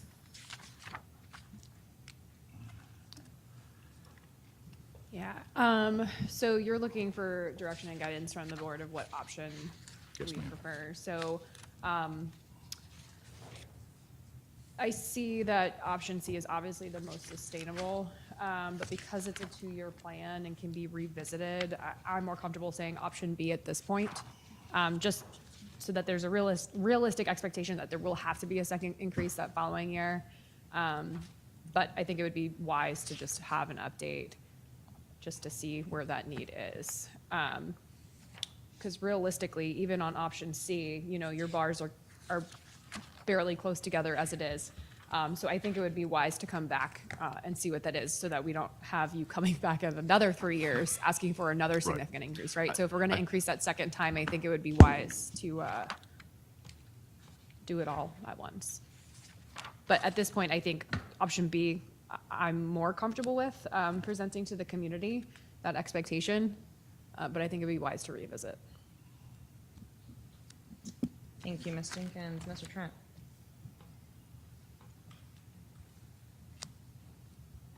So I know you're looking for us to give you a thumbs up on an option here, and you've done an enormous amount of work. It's amazing how thorough you guys are, so hats off to all of you guys. Thank you. Spending some time in the restaurant business, I understand where you're coming from. I don't see the prices going down anytime soon anyways. So where's your thumbs, up and down on A, B, or C? I mean, if you're on this side.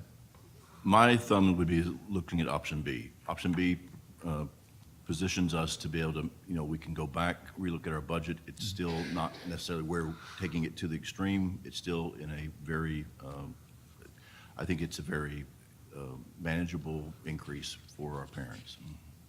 Well, that's where I'm at then. I mean, when you have the right people in the right places, and we trust you in making those decisions. Yeah, I think that would be. And if you compare where we are currently at from the other districts is too, I mean, there's no comparison from what we're doing from a $2.10 to a $2.50 for what we're offering. Sure, it's great value no matter what. So. Yes. All right, any other questions for you? No. Okay. I have a couple questions and comments, which you're like, I know you were going to have some things, so it's okay. So when we look at slide number 9, this is where you're talking about your total revenue here. Yes, ma'am. Just want to look at this a la carte portion, student and adult a la carte sales, comprising of really 10% of your overall budget. So it's a pretty significant chunk there. Are we looking at increasing the a la carte prices as well? Because that should help offset some of this, right? That is correct. Every year, a la carte pricing is not part of the pricing that we're asking for today. So a la carte pricing actually gets reevaluated every year. Okay. So we do make adjustments based upon cost of goods. Okay, good. All right, so that makes me feel good because I was like, okay, well, I want to see that increase as well since we're looking at this because we're really looking at, you're saying the food sales type A, that 7% of your budget. That's where we're trying to make this up at. Correct. It's just harder now with a la carte because of the Smart Snacks is very limited on what we can and can't serve out of that area. So that's the challenge there. Okay. All right, good. I'm obviously, I'm a parent, I buy groceries, and I think everybody here obviously buys groceries, and so you all can attest to the fact that groceries have cost a lot more now than they ever have. So wonderful inflation hits everywhere, and I wonder how you guys afford to give, my child likes those, what are they called, the peanut butter and jelly what are they called? Oh, the Uncrustables? Thank you. I'm like, I'm drawing a blank. I'm like, I just packaged up So like do I. hundreds of them So do I. last week when I was working at the cafeteria. But no, and honestly, to get a box of those is about $10, and there's 8 of them in there, and I'm like, that's just one item in a lunchbox, you know, and so you need to have other things as well. So I'm not opposed to this. Obviously, I'm cognizant of the fact that it will affect some of our families, so we want to be cautious there. How are you projecting out your costs? So you said your ideal scenario is the 2-year increase. What happens if a year from now we look at this and grocery prices have gone up again significantly?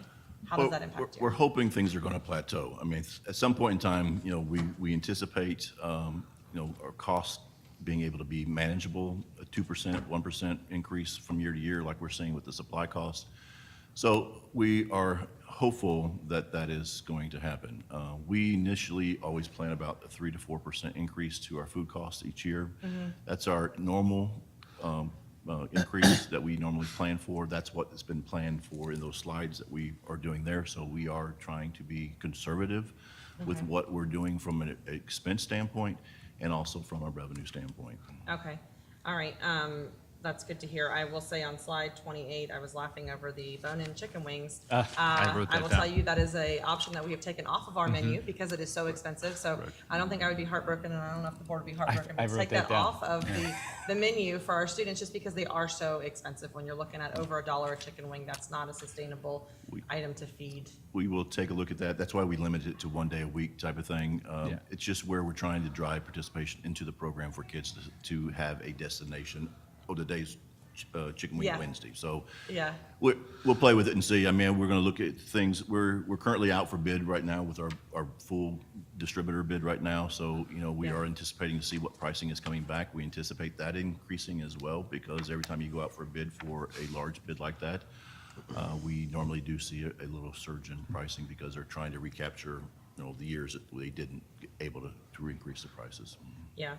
If I might add, if we do away with Wing Wednesday, there might be a little revolt in this high school cafeteria. How many wings are we selling on a Wednesday? I'm kind of curious Very on what's possible. happening there, on It's how a many lot wings of, are it's going a out. lot of chicken. All I can say is a lot of chicken. I think we're doing, 19 trucks loads of chicken a year is what we usually do for servicing our kids. That's all chicken products. Being of 1 course, day a but- week's not. Well, but it has It's a kind of our lost 72% leader. price It is. It's a increase, lost so leader it's to a be able to get kids in. significant So it hit is. to the budget if you're looking at they're 72% I more know. expensive than they were. So not sure what happened there. The chickens got more expensive, but Just the wing. obviously It you caught you have my blessing on moving forward with option B. I know that this is going to be a bit of a stretch for, you know, it's going to hurt some families, unfortunately, and I'm cognizant of that. But when you look at the overall price per week of saying, hey, we're talking about $15 a week to feed a secondary student. Yeah. I don't know if anybody's Totally. feeding high schoolers around here, but That's one I meal. can't feed a high schooler for $15 a week, 1 meal a day. That's not. Correct. that's- You I can't do it. package for what we're charging. No. for No, meals. no, you So- absolutely cannot. So I'm going to move away from this, and I want to just, this is something that I should have come to you about a long time ago, and I want to just ask you this, and you're like, oh, what's Ms. Wright going to say? So spending some time in our elementary schools and our secondary schools, one of the things that we see is sometimes the fresh fruit option love this, right? Like we're giving them the fresh fruit. They don't always eat these items, or they don't always eat necessarily what we're putting on their tray. And I know that I'm weeding into an area where you're like, oh my gosh. And the option to have some type of, I don't want to say recycling because that's not really the right word for it, but to be able to take these unused items that have not been touched and have a child be able to put that somewhere where we can repurpose that and somebody else can have that, I think would be very, very beneficial. I hate seeing us throw away brand new stuff. It happens, kids do it all the time, but if there is a way for us to kind of work with some kind of program or maybe starting a club of some sort at the school that could take this initiative, I think it would be very, very smart so that we're not wasting. So pre-COVID, we did have sharing tables out at our schools. We have pulled those back, and we do plan to relaunch some of those that are, especially at the elementary sites and some of the, maybe some of the secondary sites. It just depends on the need, the want there. But again, those do come with requirements of the program. You know, if it's something that's cold, it's got to keep cold. I mean, there's a lot of different things that come into play from a food safety standpoint that Right. we've got to be cognizant about. But we are going to be exploring that. We do have several schools that do have the sharing tables. We've rewritten our procedures on those, and we will be looking at expanding those and offering those at the Okay. schools for next school year. Yeah, that would make me so happy to see that in every one of our elementary And then- schools specifically. And if a child takes 2 bites of an apple or takes 2 bites of whatever it is that we're offering, that's a success story for us. So, the waste is going to be the waste. If you've been in the restaurant world, you know that, there's a ton of waste with food. There is. But, from our standpoint, it's a success story for a child to try a pear that's never tried a pear before, or, finding, some other item that we're offering. So to us, it's just really more being exposure and trying to get kids to participate and try something new. No, I love it. Like, listen, grand scheme, I would love us all to have gardens, and we could take these produce things that they took one bite of, and you could compost it, we could use it in our garden, we could grow vegetables. That would be the great long-term vision, but I don't know that we're there yet. So if there's a way to be able to save the ones that haven't been touched and repurpose them for somebody else, I think that's great. We will. All right, thank you so much. So yeah, you obviously have, go ahead, go forth and do good work. I know you guys do amazing stuff in that department. I can attest to it because I was in one of your cafeterias this last week, and wow, I cannot, the amount of meals that come out of each one of those cafeterias is really, it's impressive to say the least. And I'm not so sure how much I help. I think I slowed down the line a little bit on trying to package things up, but they just crank them out, hundreds and hundreds and hundreds of meals. And it's really some dedicated individuals that you have that are doing a phenomenal job. We appreciate your support as well. We couldn't do it without you all being supportive of the program, along with being able to be the spokesperson for us being able to be in the cafeteria. So Yeah. thank you all as for the work that you do. Yeah, thank you. Appreciate you guys. All right. So we are on to our next topic on the agenda. We'll give them a minute or two to clear out. But our next topic that we are going to have is the Planning Services Update, which is the separate day school and the district-wide long-term facility planning, which Miss Sue is coming back up, I think, up front for us. And we have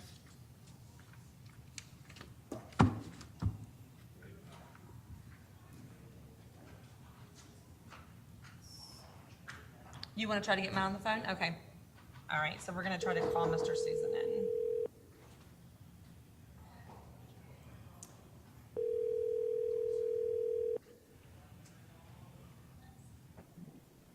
Hello? Hey, Matt, can you hear us? I can. Thank you so much. All right, perfect. So we have Sue and her team is coming forward to present to us the separate day school plan, as well as the district-wide long-term facility planning. So they're getting set up, and we'll roll here in a minute or two. Sounds good. Thank you. All right, you guys good? All right, wonderful. You have the floor. Okay, good morning again. So presenting 2 topics this morning, but we're going to start with Gardendale. And WXY has been working with the board and with our staff and trying to figure out what is the right approach for the students that attend Gardendale to serve them better in the future. And so we've had lots of ideas, lots of dialogue, lots of conversation. I'm going to ask our consultant, WXY, to walk through that process with you, but I also want to have everyone keep in mind that what you're seeing today is conceptual. So we had to figure out about how big and about where it can go. And once we get a little bit more guidance from the board and have some conversation about this, then we can move forward and actually start designing and developing the real structure. But today's work is simply around about what we need based on consultation with our folks in student services and looking at sites and seeing what fits and what doesn't. So I just want to caution everybody that the floor plans that you'll see and those types of things and the layout on the sites, this is just to see if it fits. It's not the final design yet. Good.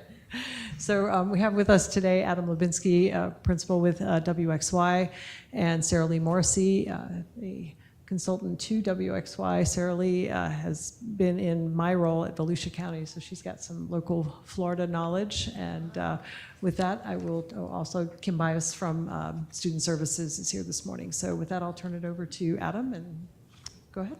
Thank you. And good morning, and great to see you again. Oh, your mic might be off. Yeah, that's just a little button. There you go. Is that Yeah, better? perfect. Good. All right, starting again. Good morning, and great to see you again.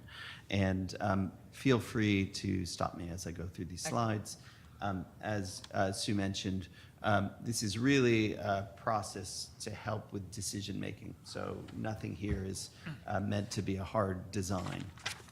Just to quickly take you through what you're about to see. First, we just want to outline the process we've gone through and the parameters that we were initially given by Brevard County Public Schools. And then you'll get a kind of executive summary slide. Then we'll dig in. One of the important things about this work is that we were aware that board members and staff had visited the Magnolia School. That was a case study that helped us really peg what the needs were, and working against that. That was very helpful as a starting point for us. And we'll take you through how we arrived at the options. And then we'll really take you to a final option that seemed like the strongest preferred option, and then look at sites where that facility could go as well. So this process really began in mid-March, although I will note that earlier in the winter, I was able to visit Gardendale with Sarah Lee. So we spent a couple of hours with the director of Gardendale as well. But we had a kickoff discussion which involved student services, also involved the director of Gardendale, Misty Bland. And we used, once again, we used Magnolia as a kind of starting point for that discussion. We then developed, based on a target number of students for Brevard, we developed an initial breakdown of size that was perhaps larger than met the initial parameters given to us by the school district. So we went back and had a really good conversation, which included Dr. Bias and Pam Dampier from Student Services, really going through like what is absolutely necessary here. And then we had a preferred option that we had a final review. And so that takes you to where we are today. So as we began in mid-March, the initial target conversation was to design for 100 students total. And that was based on a number of discussion points in terms of what's at Gardendale today, what the projected need might be, and the way schools are typically built out as an expansion of approximately 10 classrooms. So that was our starting point, which was to look at two student populations, students with intellectual disabilities and students with emotional and behavioral disabilities. There was an initial sense of what that target budget would be, and that was looking at $12 to $15 million at approximately $450 a square foot. And so we had a budget that was initially based on 100 students. We also were accounting for some outdoor play space and parking as well. And so this is really a summary slide, and we'll be able to dive back into the detail. But just to set this out, we did result in a preferred option for a number of reasons. We looked at a school that was 156 students. Initially, it was looking at 100 students with the potential for expansion of about 50 students. And that program looked at 60 intellectual disability students and 96 students with emotional and behavioral disabilities. And just to take you through briefly the results there, building a rough square footage was around 43,500 square feet, with an average gross square footage of around 280 square feet per student, and a theoretical cost of around $19.5 million. And of course, the other options were smaller schools with fewer students, but with economies of scale, they were more expensive per square foot because of those economies. And so it's important to look at the Magnolia School as our starting point. I mentioned with the preferred option where we landed was about 280 square feet per student. As our case study and our initial benchmark, Magnolia has about 470 square feet per student. So we'll take you through that process. Thank you, sorry. You must have lost Mr. Susan. And again, as I understood, the the board did visit the Magnolia School. Good. So hopefully it's a useful reference point for this work. And so at that initial kickoff, we went through the Magnolia School in a very specific way, going through exactly the different program elements they had, the different classroom types they had, and reviewing the desires for the separate day school. Then, as I mentioned before, we circled back as a further review. So this slide really gets quite into the weeds, so I can go through as much detail or as little as you would like. But in essence, when we had that second review meeting, we wanted to really look more critically at the program. We were coming up with similar gross square footages as the Magnolia School, with the 450 square foot cost. The numbers were quite high, and so we were looking for reductions. So we had very extensive conversation about the needs. Some of that was looking at ratio of students per class for both the emotional behavioral students and for the intellectual disability students. In both cases, we wound up pushing up that ratio. So right now what you'll see is really the maximum number of students you would want to see in those classrooms. So that wound up being 12 students for the IND classrooms and 6, I believe, for the EBD students. Can I ask a question? Sorry. How you decided some of the programs that you would, did you consult with anyone in the district on these programs, or was this more so about just square footage? So we used Magnolia as a benchmark. Okay. We went through something quite similar to this with the student services team and the director of Gardendale. So we went through all of these different programs. We actually looked at the plans of Magnolia too. Okay. And so that was a benchmark. So then the square footage that's listed here is comparable to what Magnolia uses, is that correct? That's correct. Okay. That's All right. correct. And as we go through this and we look at this, I think there are a few things the board probably should discuss as far as programs that I would argue that they're very beneficial for the school to have, and so maybe just having those conversations. But all right, sorry, go ahead. No, But absolutely. to clarify, they did work with student services and the Gardendale staff. That's good. So in identifying the changes. Okay, thank you. Yes. So in essence, the boxes that you see there are programs and square footages at the Magnolia School as a benchmark. And there are cases in which we didn't include programs that they offer at Magnolia School. So those are the boxes that are unticked.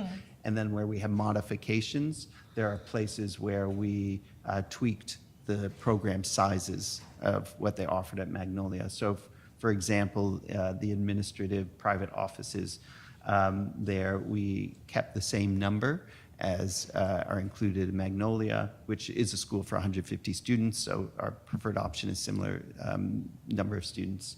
But we reduced the square footage of those offices from what they offered at Magnolia. And again, this was really with an eye towards controlling costs.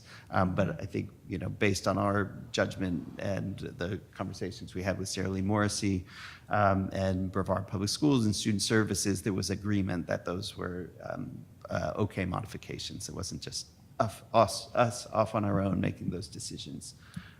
Ms. Wright, can I just jump in real quick? Yeah, absolutely. Just because I don't want you to stem away from this and then go back to this conversation.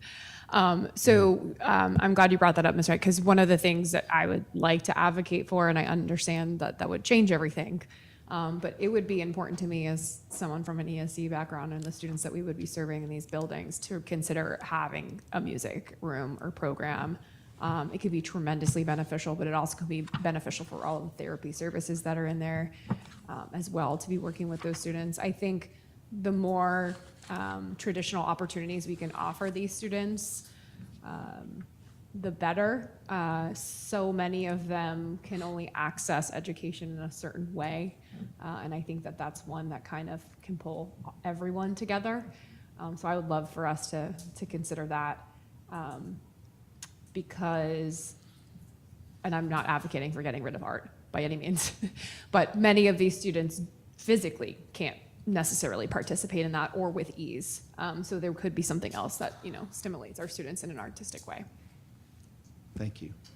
Okay, since we're going to advocate, I'm going to go ahead and advocate for mine too right now. One of the things I think that was really cool about Magnolia was the gift and the card store. I think that teaches so many really important life skills to our students that are in that population, as far as entrepreneurial, and then it kind of ties in the art. They were creating all different things there, and it gave them a sense of pride to be able to have their artwork on display and then potentially sell it, and it generates income for that school as well. I think that one would be a huge one to have. It maybe not 950 or whatever it was, square foot, but or square feet, I think, but some type of way. And it invites the community in, which I think a lot of times that is something that we desperately need. We need them to see and become a partner with this school to help. And so if we had a storefront where they could come in and see our kiddos that are working and creating things, it would be beneficial tremendously. So ideally, I would like to advocate for everything Magnolia had. That school was amazing. So I have a question stemming off of that, though. Yeah. Because the way that I'm making an assumption here, so correct me if I'm wrong. We have BLAST programs that are doing that. Are they doing that in Orange County? And is that kind of like why they have that in their Magnolia school? I guess is what I would be questioning. I don't know the answer to that. Okay. Dr. Bias, you don't? I don't know specifically about their BLAST programs, but with then Gardendale, it would be exactly like our BLAST and transition in all things related to the enterprise. So that is kind of built into the kind of layout, if you will.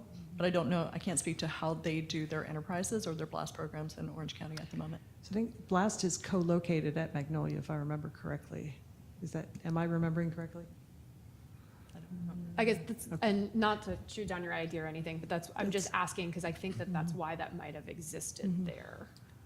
Because I don't know, I'm not sure which one of the labs would then generate that, I guess. I guess we just got to make sure there's like a connection if it exists, because they had all the different programs that generated that shop.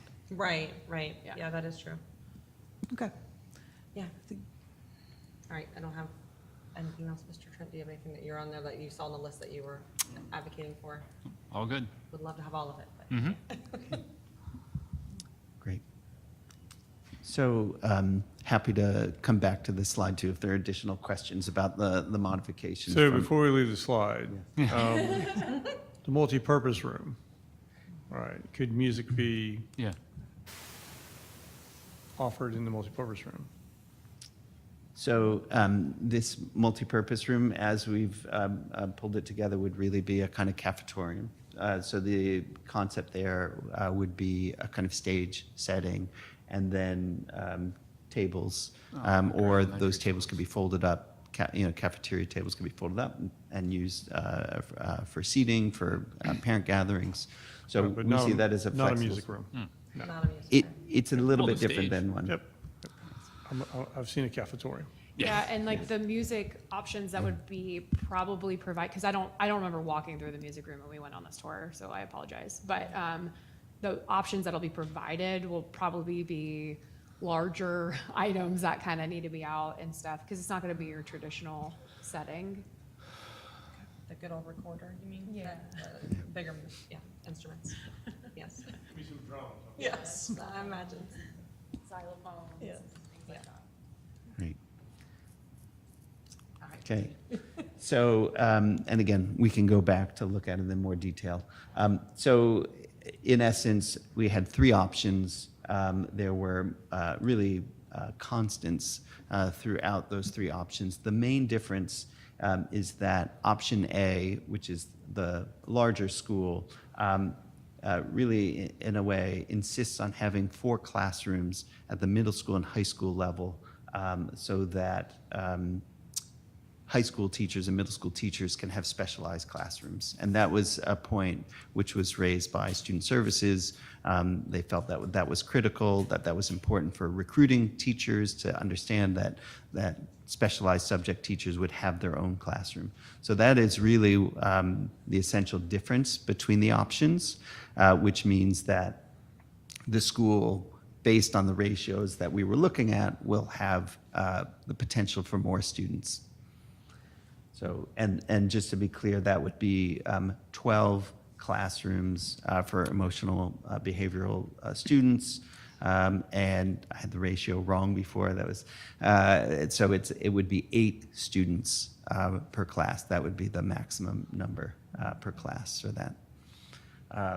So in essence, that was strongly preferred by Student Services, which is where we landed with a gross square footage of about 43,500 that, you know, we use kind of common multipliers for mechanical room space and bathrooms and storage and circulation.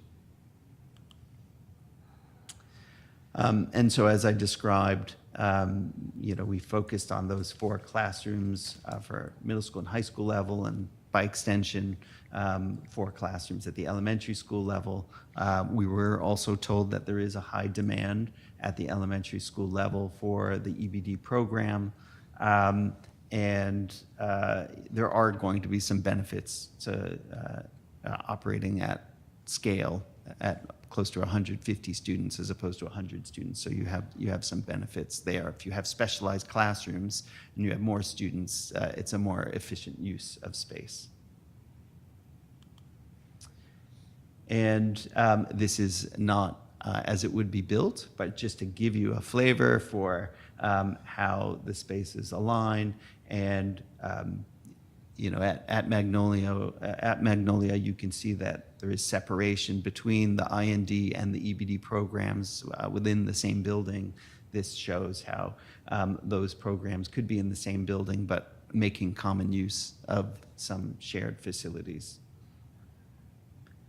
One point I would note, having just followed the food and nutrition discussion, is that this does have a warming space instead of a full kitchen, and that is based partly on its adjacency to the recommended site where it would potentially share a campus with another school where they could make use of that kitchen. That was in the discussion of space savings to do things that way.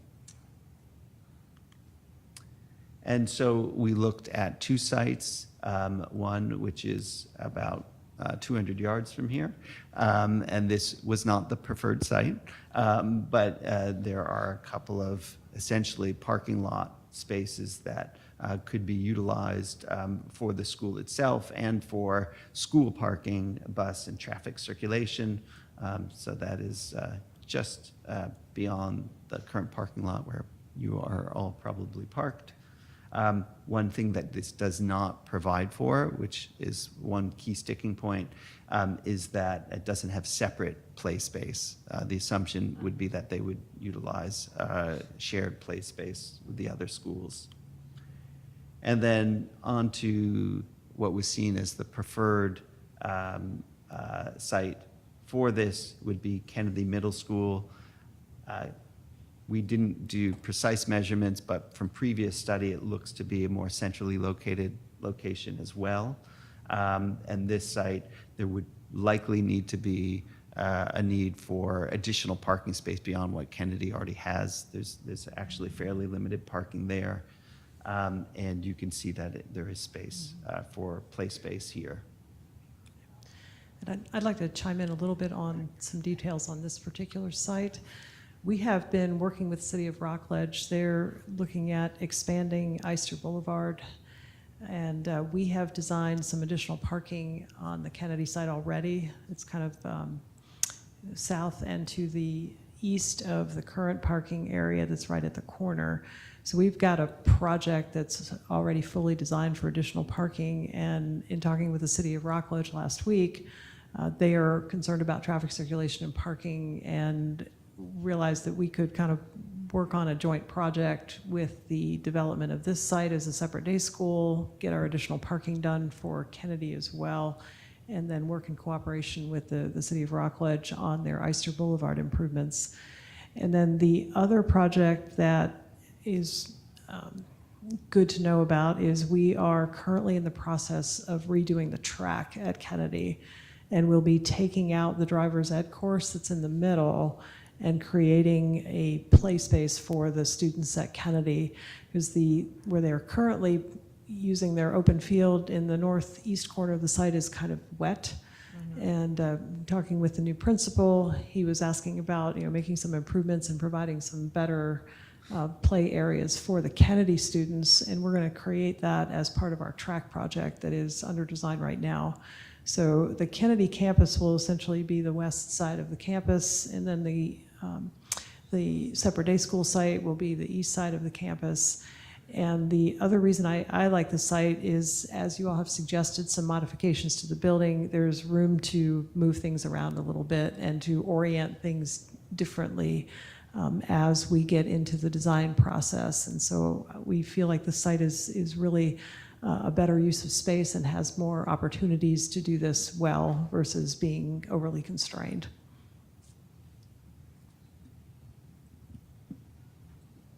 I want to say that I like this site, honestly, when you're looking at the two of them, because a lot of our students that graduate from our schools are going to potentially go to Bridges or Easter Seals that are right around the corner from here. So the proximity and familiarity with the neighborhood is very good and convenient as well. All right. Are you, oh, that's, all right, continue on, I guess. Our next one is. So that's my slide. That's your slide, okay. We had them in slightly different order than what's posted on the agenda, just because as we were going through, we realized we talk about the ESF site first and then conclude with the preferred option. Thank you. So the next steps that we'd like to propose, if the board believes we should move forward more or less as we have planned, get some direction on which option, and as we have both mentioned, we're recommending option A. I think, we're in support in facilities, student services is in support of that option. It provides enough opportunity for a little bit of expansion in terms of the number of students that we currently have, so the program can grow. I think the site is the right site for a variety of reasons, and so we would like to proceed. What we haven't fully worked out is the funding. We're estimating about a $20 million project. This is a typical classroom addition project. And so we have to both do the building, the site work, all of the things that we need for a classroom addition. And the funding strategies would include some use of educational impact fees. That's typically how we fund our classroom additions. We did meet with our educational impact fee advisory committees, both north and south, at their last meeting in April, and kind of talked about the concept of this school being essentially on the border and serving students from both the north and the south area. And they were receptive to the idea of, even though it is in one district, it is clearly serving students from both the north and the south districts. So the funding strategy, when we get there, will include some impact fees from both the north and the south areas. Also, we'll be looking at capital. Potentially, if this moves into the timeframe of the extension of the sales surtax, it could be included in that conversation as well. So those are just some potential funding options. I feel relatively confident that we can get there in the timeframe that it will take us to design this project. So, but I did want to be clear that this is an expensive project, and we're estimating today's dollars about $20 million. The process, if the board would like us to move forward, our next steps will be to work on a design criteria package, which will then be the foundation for a design build request for qualifications. And so the next year and a half or so will be in that process of refining the foundation for the design concept and then moving actually into the design of the project. And so I would see us, in FY25 kind of working through the design as our major initiative during 25, and then working through the funding strategies for construction in future years. Thank you. All right, board. We only have, we lost Mr. Susan. I don't know if we want to try to get him back on the line or not. You can try, okay, just in case he wants to be part of the conversation here. So thank you. Obviously, everyone knows I've been screaming from the rooftops since I got here about how inadequate our ESE services have been. And no fault to everyone who's serving these students. This has been a long problem. I agree with option A. I think it's best to have the space available to service all of our students that have the needs. I trust your opinion on the Kennedy Middle School side. I just want to voice my dissatisfaction that we're not able to make it work here, because I really thought it would send a significant message to the community that these students matter to us, and that they are going to now be a central focus of what this school district is serving. But I understand the constraints of that location.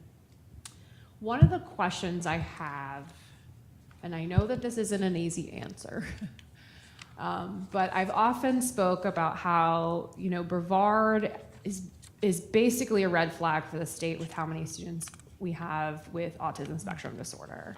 And it is a spectrum. Every student who's on it has very different, unique needs.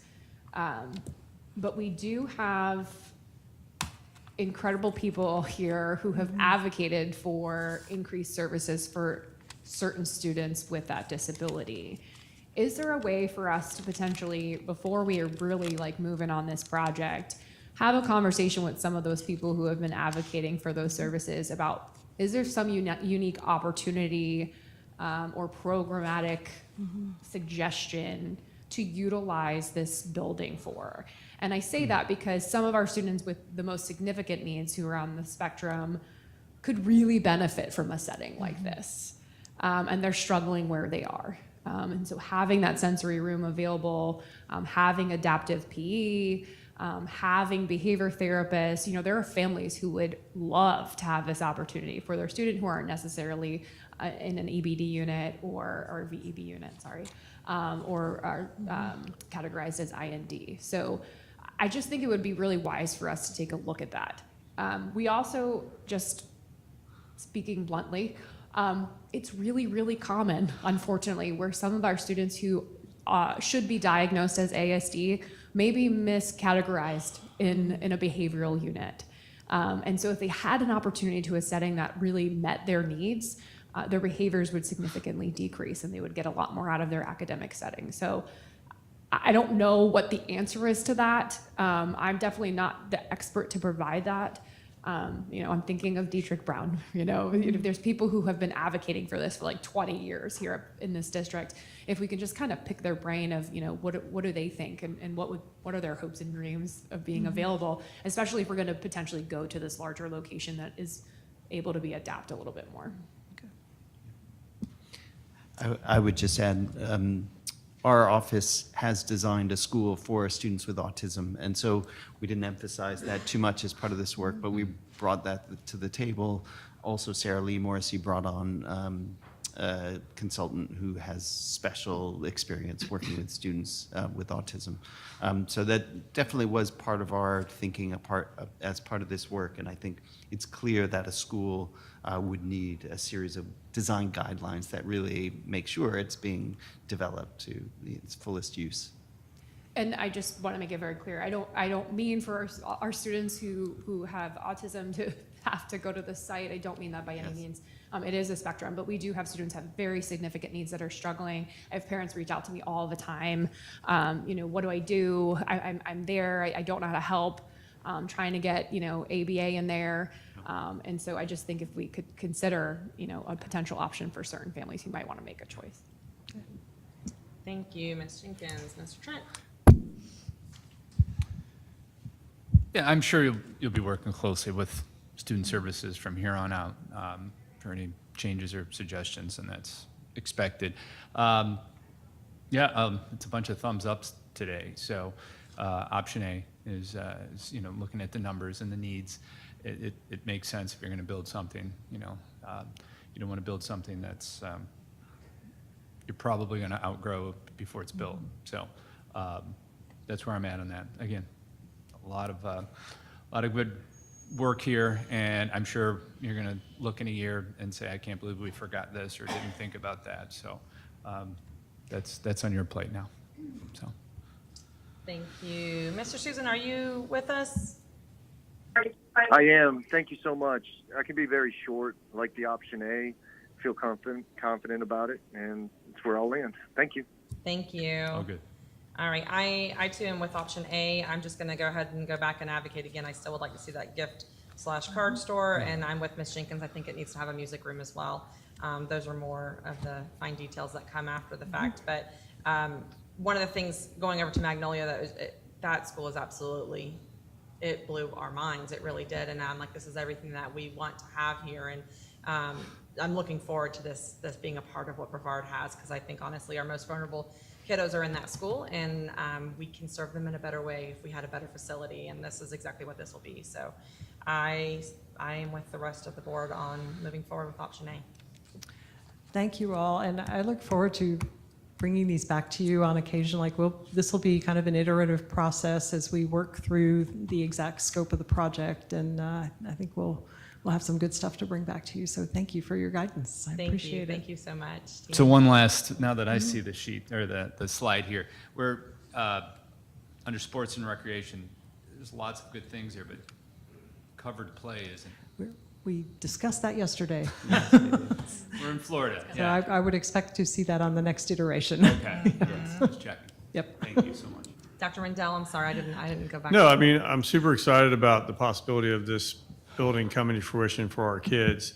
The thing that everybody needs to remember is this is several years away. Right. So we're going to service them at the current Gardendale location, try to improve their experience there as we go.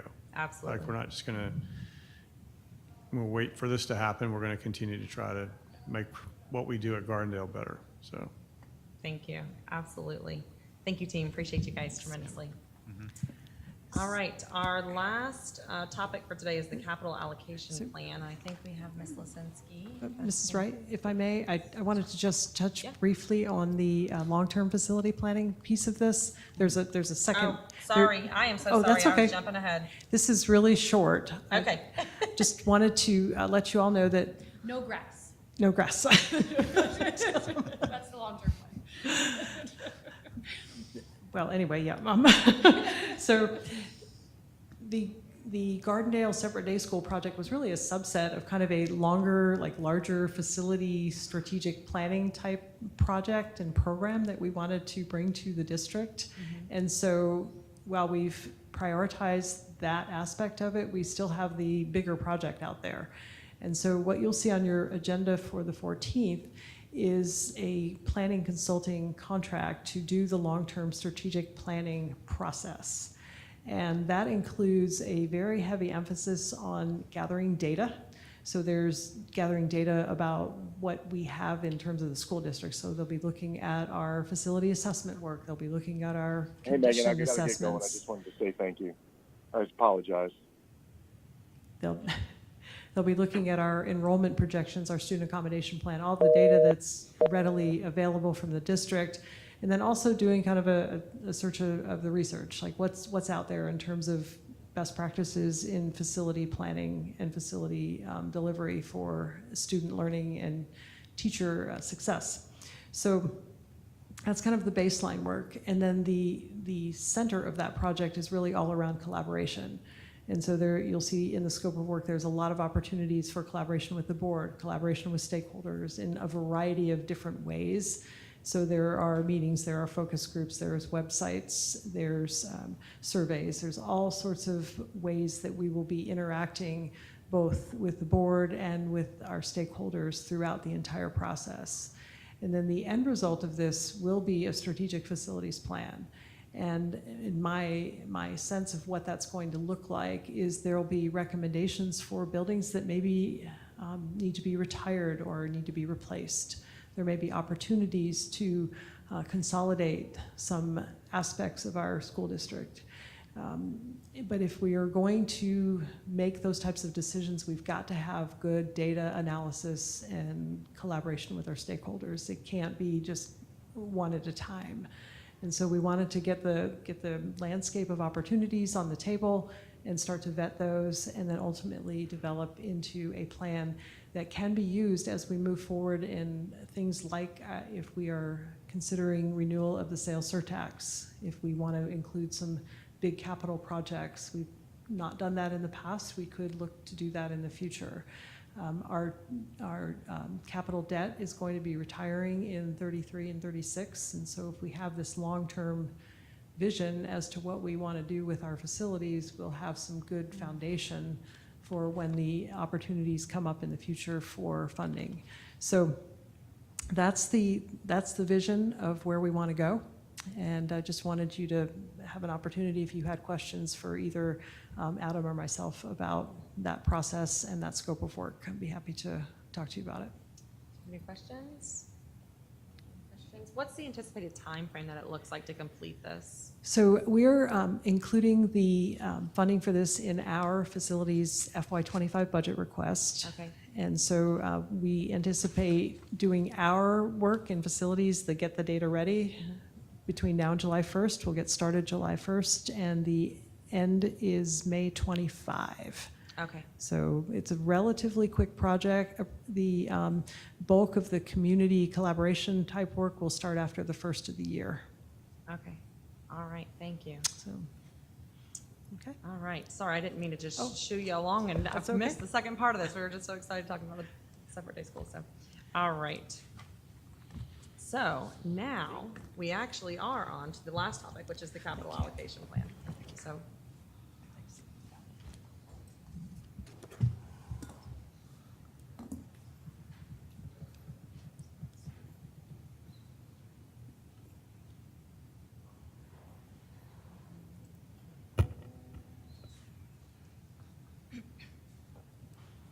Whichever microphone you want to land at. That's right. You got options today. All the microphones are available. Sue's gonna stay. Oh, you're bringing a. Wow. You got the whole entourage today, huh? She must have thought we were going to be hard on her or something. She's bringing the. Just teasing. Students are coming.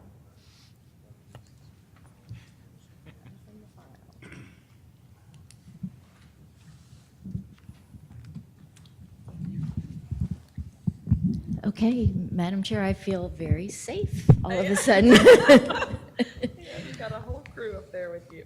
Right. So this is the capital budget proposed tax levy allocation that we want to go over today.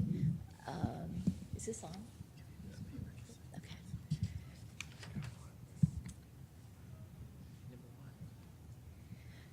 So this is a slide that you're going to see as we go through creating our budget for next year. This slide actually is FY24 adopted budget expenditures, just to give you an idea of all the different buckets. And there are 6 funds, and I also broke out the ESSER dollars because that's going to sunset, and millage, because you can see that's something that we're going to have. Those 2 fall under the general fund right now. And I also showed you where the charter is because that's part of the money there. But as we go through this, we're going to attack all of these different circles, and with the proposed budget for 2025. But that's for another day. Today we're going to do we're going to focus in on the capital projects and also talk about the debt services.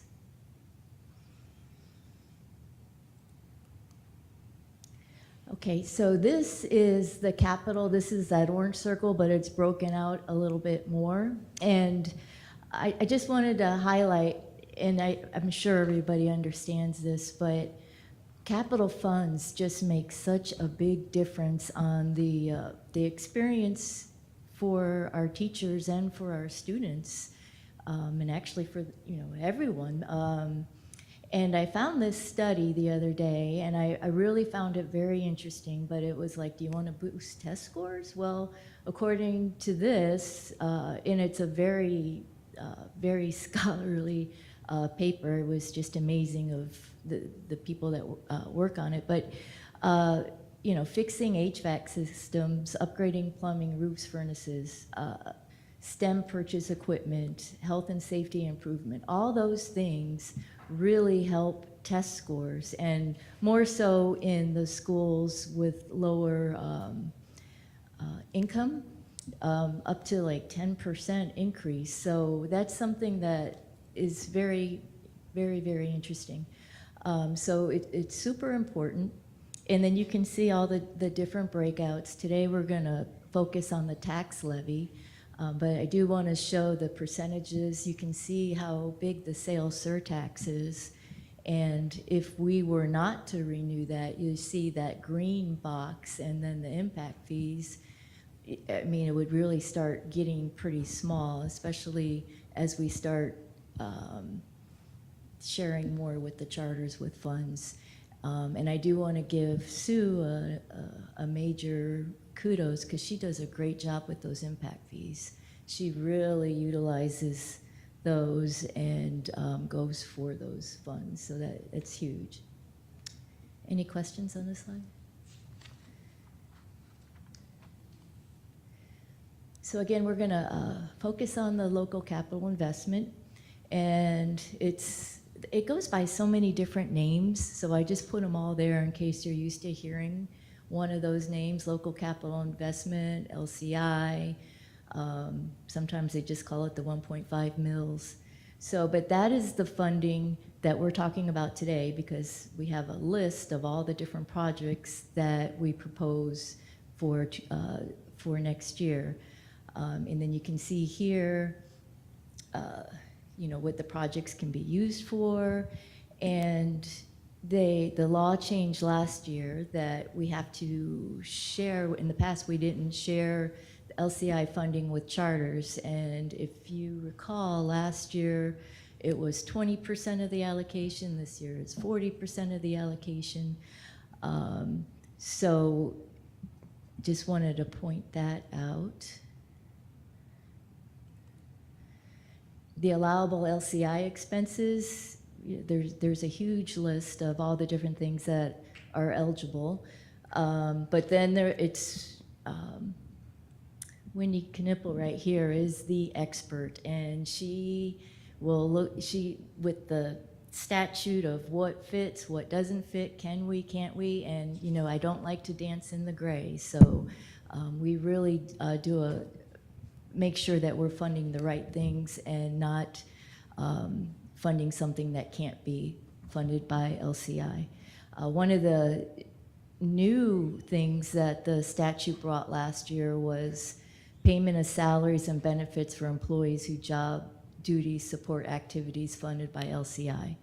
So it's interesting. One of the things that they brought up or allowed was paying bus drivers. So that's something that we really aren't looking at this time, because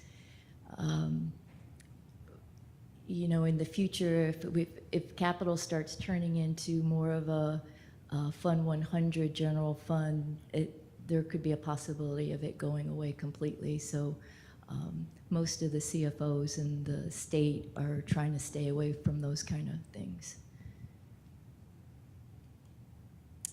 In Brevard's tax assessment history, the big takeaway here, and again, this is it's a projection from the EDR in January, but you can see that the double-digit tax property assessment isn't projected to have those double digits anymore. It's projected to have 3.5% growth. We'll get another estimate May 31st, and then the final amount from the tax assessor. Is it the tax assessor? On June 30th. So again, this is a projection, but from this number, we calculate how much money we have for projects. We do subtract out the debt service, and Sue had mentioned that just a couple minutes ago about where we are in our debt service, and this does not include the refinancing that we're doing right now to bring this down a bit. And that actually will come in May 28th is when we're going to bring that back to the board. And so this is the calculation. We start off with, the 1.5 mil multiplied by the property assessment. We had an investment income of $1 million. Then we have to take off the debt service. And then we maintenance transfer, property insurance, charter portion. And so that remaining dollar is $45.5 million that we have right now to use for projects for the district. Now, this number can change, and as we receive additional dollars, we can go down the list or add, or so there's time for revisions and opportunities once we finally get the final number. Can I ask a question? Is the tax collector's anticipated collection rate 96%, or why do we come to 96%? That is what the standard is, and that's the way that the state looks at it. However, our tax collection is normally 97.4. I was going to say ours is a higher. Yeah, it's a little bit higher, so you're right. So there could be additional dollars that we could use towards projects. Okay, thank you. And we met the other day, and this is the committee. I don't know who's who. Let's see on this slide. But these are all the different considerations, and everyone talked about what's, there's so many different areas to that facility or the capital dollars helps. It helps with the furnishings and the computers and all of the maintenance and repair. So there's a lot of projects and all great things. And this list is not in order, but you can see what the requested amounts were and what the committee proposed. There's a couple that say not eligible. The number 4, though, Sue is able to fund that from sales surtax, from the safety amount that she has. And we're looking at number 5. We're asking more questions on that one. And the number 12, we have a safety grant that can fund that. So when we look through those, we also try to find other funding for those different projects.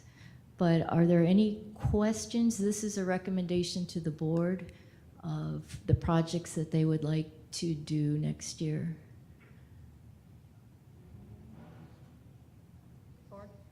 And I can keep going down.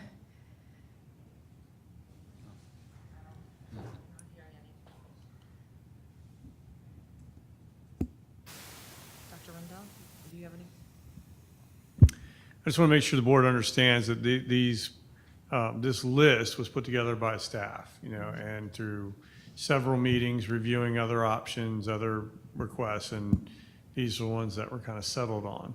And so these are the ones we want to fund moving forward. I have a question. So we talked about how it's normally 97.4. If there's more that comes in, will it be allocated to the ones that were significantly reduced from the proposed versus requested? That is the plan. Well, the 63, 64, that's something that probably could be funded out of surtax. That's why that's zeroed out, because there was more requests than money. But yes, and if there's an emergent requirement that has a higher priority, we'd look at that too, but we'd bring it back to you for review. Okay, yeah, because just looking at the difference between the requested and the committee proposed, obviously one of the biggest ones is educational technology for the modern classrooms. So is that a conversation we would have then if there's a surplus of money coming in? Okay. Yeah, I believe that's kind of similar to what happened with the track resurfacing, that you had some additional revenue come in. Sue brought it to the board, said spend it there. Right. Yeah, so. I mean, it's a priority for me, but I understand it's also the biggest expense we could possibly have, so. Yep.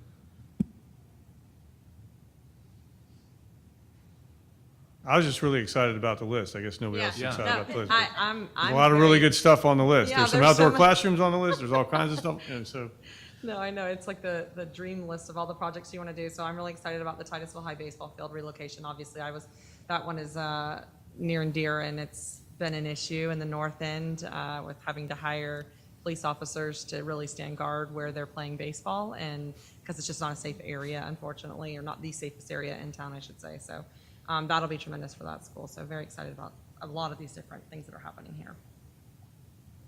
Yeah. Yeah. Board, do you have anything else to add? I know, I'm like. It's a great we're list. just like, That's- Yes. All right. So when the projected numbers come back in, you said you're going to get a projection in the end of May, is that correct? And then again in June? Okay. And will you update the board of those numbers when they come? Oh, we absolutely will, because that's very important in building the budget for next year as well. Okay. All right. Wonderful. No, I think these are all really good things that are going to happen around Brevard County in the next year. I mean, you're projecting this for the 24-25 school year, so this is tremendous. Tremendous. Board, do you have anything else that you would like to add or questions about any of the specific projects?